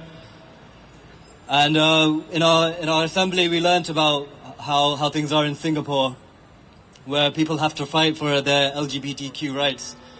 And but what we learned was that even in the face of an incredibly tyrannical and oppressive regime, people are still able to protest. And even though they don't have the ability to disrupt as we can, they have been able to do that, and they were able to win their rights. And and they've got their LGBTQ rights. So that kind of shows that the power of protest is able to keep us going even when the things don't seem like you can fight anymore. So we have to learn that, we need to keep our optimism going. We learned that, it's incredibly important that we keep communicating. So someone from our group was a councillor from the Green Party. He works in social care, and he explained that we need to keep communicating. We need to keep dialogue open. If we don't let all the voices be heard, then who are we to speak anyway?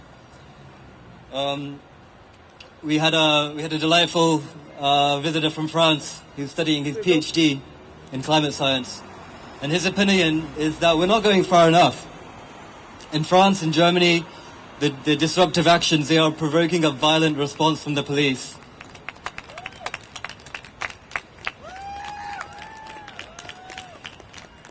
This is an issue that affects us all.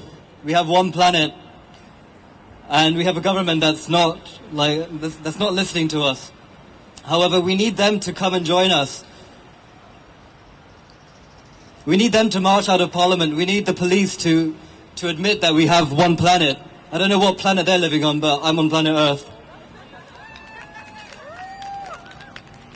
We need optimism. Things do look pretty fucked. But if we have enough people that get involved, then we have hope. And we have power. I can see power here. I can see power here. All of us are sitting down peacefully, but we have enough power to stand up if we want to. And we can tell those guys what we really think and what they have to do. We're not crazy. They might like to say that, but we are capable of a lot more than they realize. We live in an unequal and an unsustainable society. Is this a society that we want to live in? Does this reflect who we want to be as a society and as a human race? If you don't think so, then I think you should protest.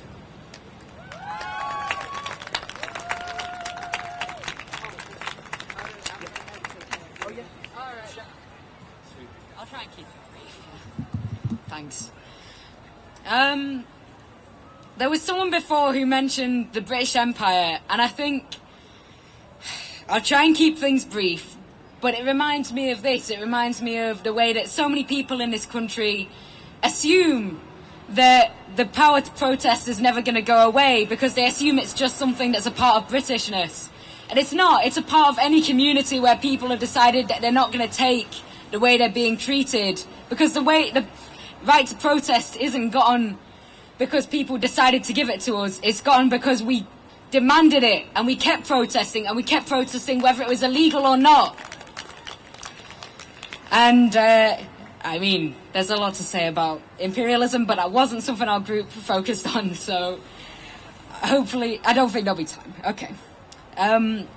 Our group was quite practical. We were thinking a lot about the reasons that many people who believe the same things as us do are disgusted by these attacks on the right to protest aren't here today. And one of the biggest ones was that they don't have a network. They don't have a network of people who can create a fund so that if they can't afford to come to London for the day, they can get a coach for free. Maybe they don't have a network of people who speak to them personally and say, oh, are you coming? Because I know for me, when there's someone I'm meeting here, it's a commitment that I've got an extra reason to keep. These just small practical things genuinely do make a difference. And another thing we were focusing on was an idea that raised a few laughs, but I think depending on who you are and how hostile particular groups are to you, I think when we talk about outreach, try and think of the group that is the least radical, that thinks of themselves as people who don't protest, don't need to protest, but have something in common with you. You know, like a lot of us here are environmentalists. We want the water to be clean. We want this, and we want the same things as maybe someone who's sitting in a Rotary club somewhere who thinks we're all sending a country to their dogs. You know, if it's something that you can do, I think it's worth trying to go to groups who don't think of themselves as people who protest, but have a common vision of the future where you could maybe build some common ground, and at the very least show that we're not the image of protesters that's spread in the media. It's an idea we brought up. It's not good for everyone, but it could be useful. And a lot of people in our group were talking about different structures of organising. So, for example, like having independent cells in each area who can decide what they need in their area, with their issues, but still are all united by common themes, common aims that they have to agree with, or you're not in the movement. You know, basic things about human decency to each other, and one basic aim. You know, it could be about the environment or about animal rights, but the main thing is, as long as you have that principle to hold you together, you can have lots of independent cells pursuing their own issues. I think pretty much everything, probably some things I've said have already been said. I was all the way over there and didn't really hear them. That's it.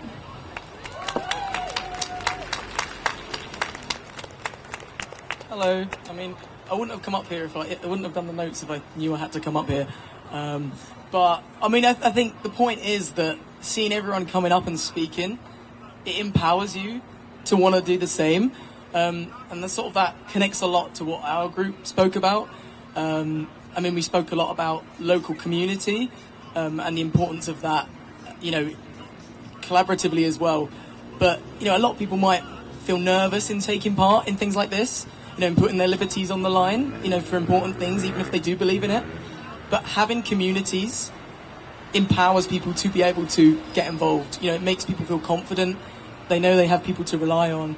And yeah, it all sort of ties in. So yeah, I think sort of our group spoke about, you know, you don't need one sort of individual to look up to. You know, we can look at ourselves and our communities to sort of really empower us to do these kind of things. And yeah, we sort of spoke about, well, we need, you know, people's assemblies, you know, representative, you know, economic and political democracy.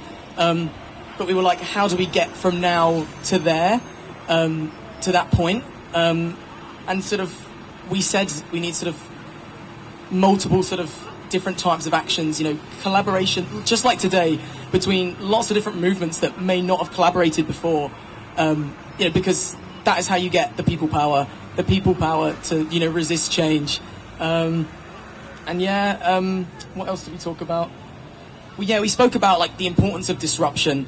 Like we looked at sort of the example of sort of JSO doing things every day, even if it is sort of smaller sort of local groups, but sort of keeping up that pressure and having sort of local groups doing stuff, because, you know, little groups might be able to create more tension. And we sort of spoke about the example of sort of JSO blocking the road here sort of like last week or two, and sort of the tension in comparison to today, you know, was much bigger. So even with local groups, you can still create a lot of tension and really sort of create that disruption that causes people to listen. So yeah, I think that's sort of what we really talked about, and sort of the accessibility of it as well. So sort of that dual sort of approach of, you know, non-violent direct action, but also sort of maybe more accessible things like marches. Yeah, and I think sort of what I want to end it on is, regardless of what the laws are, sort of looking around, I know everyone here will still keep doing disruption, keep doing non-violent direct action. So, you know, they can make laws to stop us, but we're still going to do it anyway. Yeah.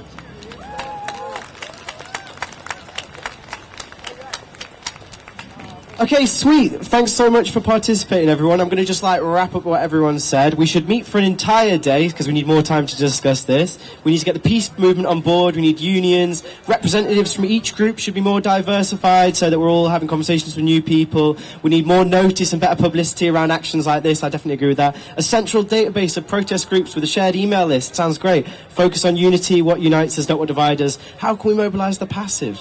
Question mark. Protests are misreported, so we need to tackle the media first. We could organise drop-in climate cafes so we can reach out to people and form more communities so people feel empowered to come to protests like this. We need legal advocate groups that can prosecute the state. Doesn't that sound amazing? I'm into that. We can phone local radio. We should look at what's going on in Cornwall, where they're holding people's assemblies in the council offices every 2 months. Amazing. And setting up solidarity networks at universities. That's something that would be great as well. We should set a date, 6 months' time, and build towards a mass movement of that. We focus on alliance building, mutual aid, sustainability, local mutual aid, essentially. Push the boundaries of the new laws to provoke an unjust police response because it makes them look stupid. Change the narrative through a media focus. There's XR trainings available on people's assemblies.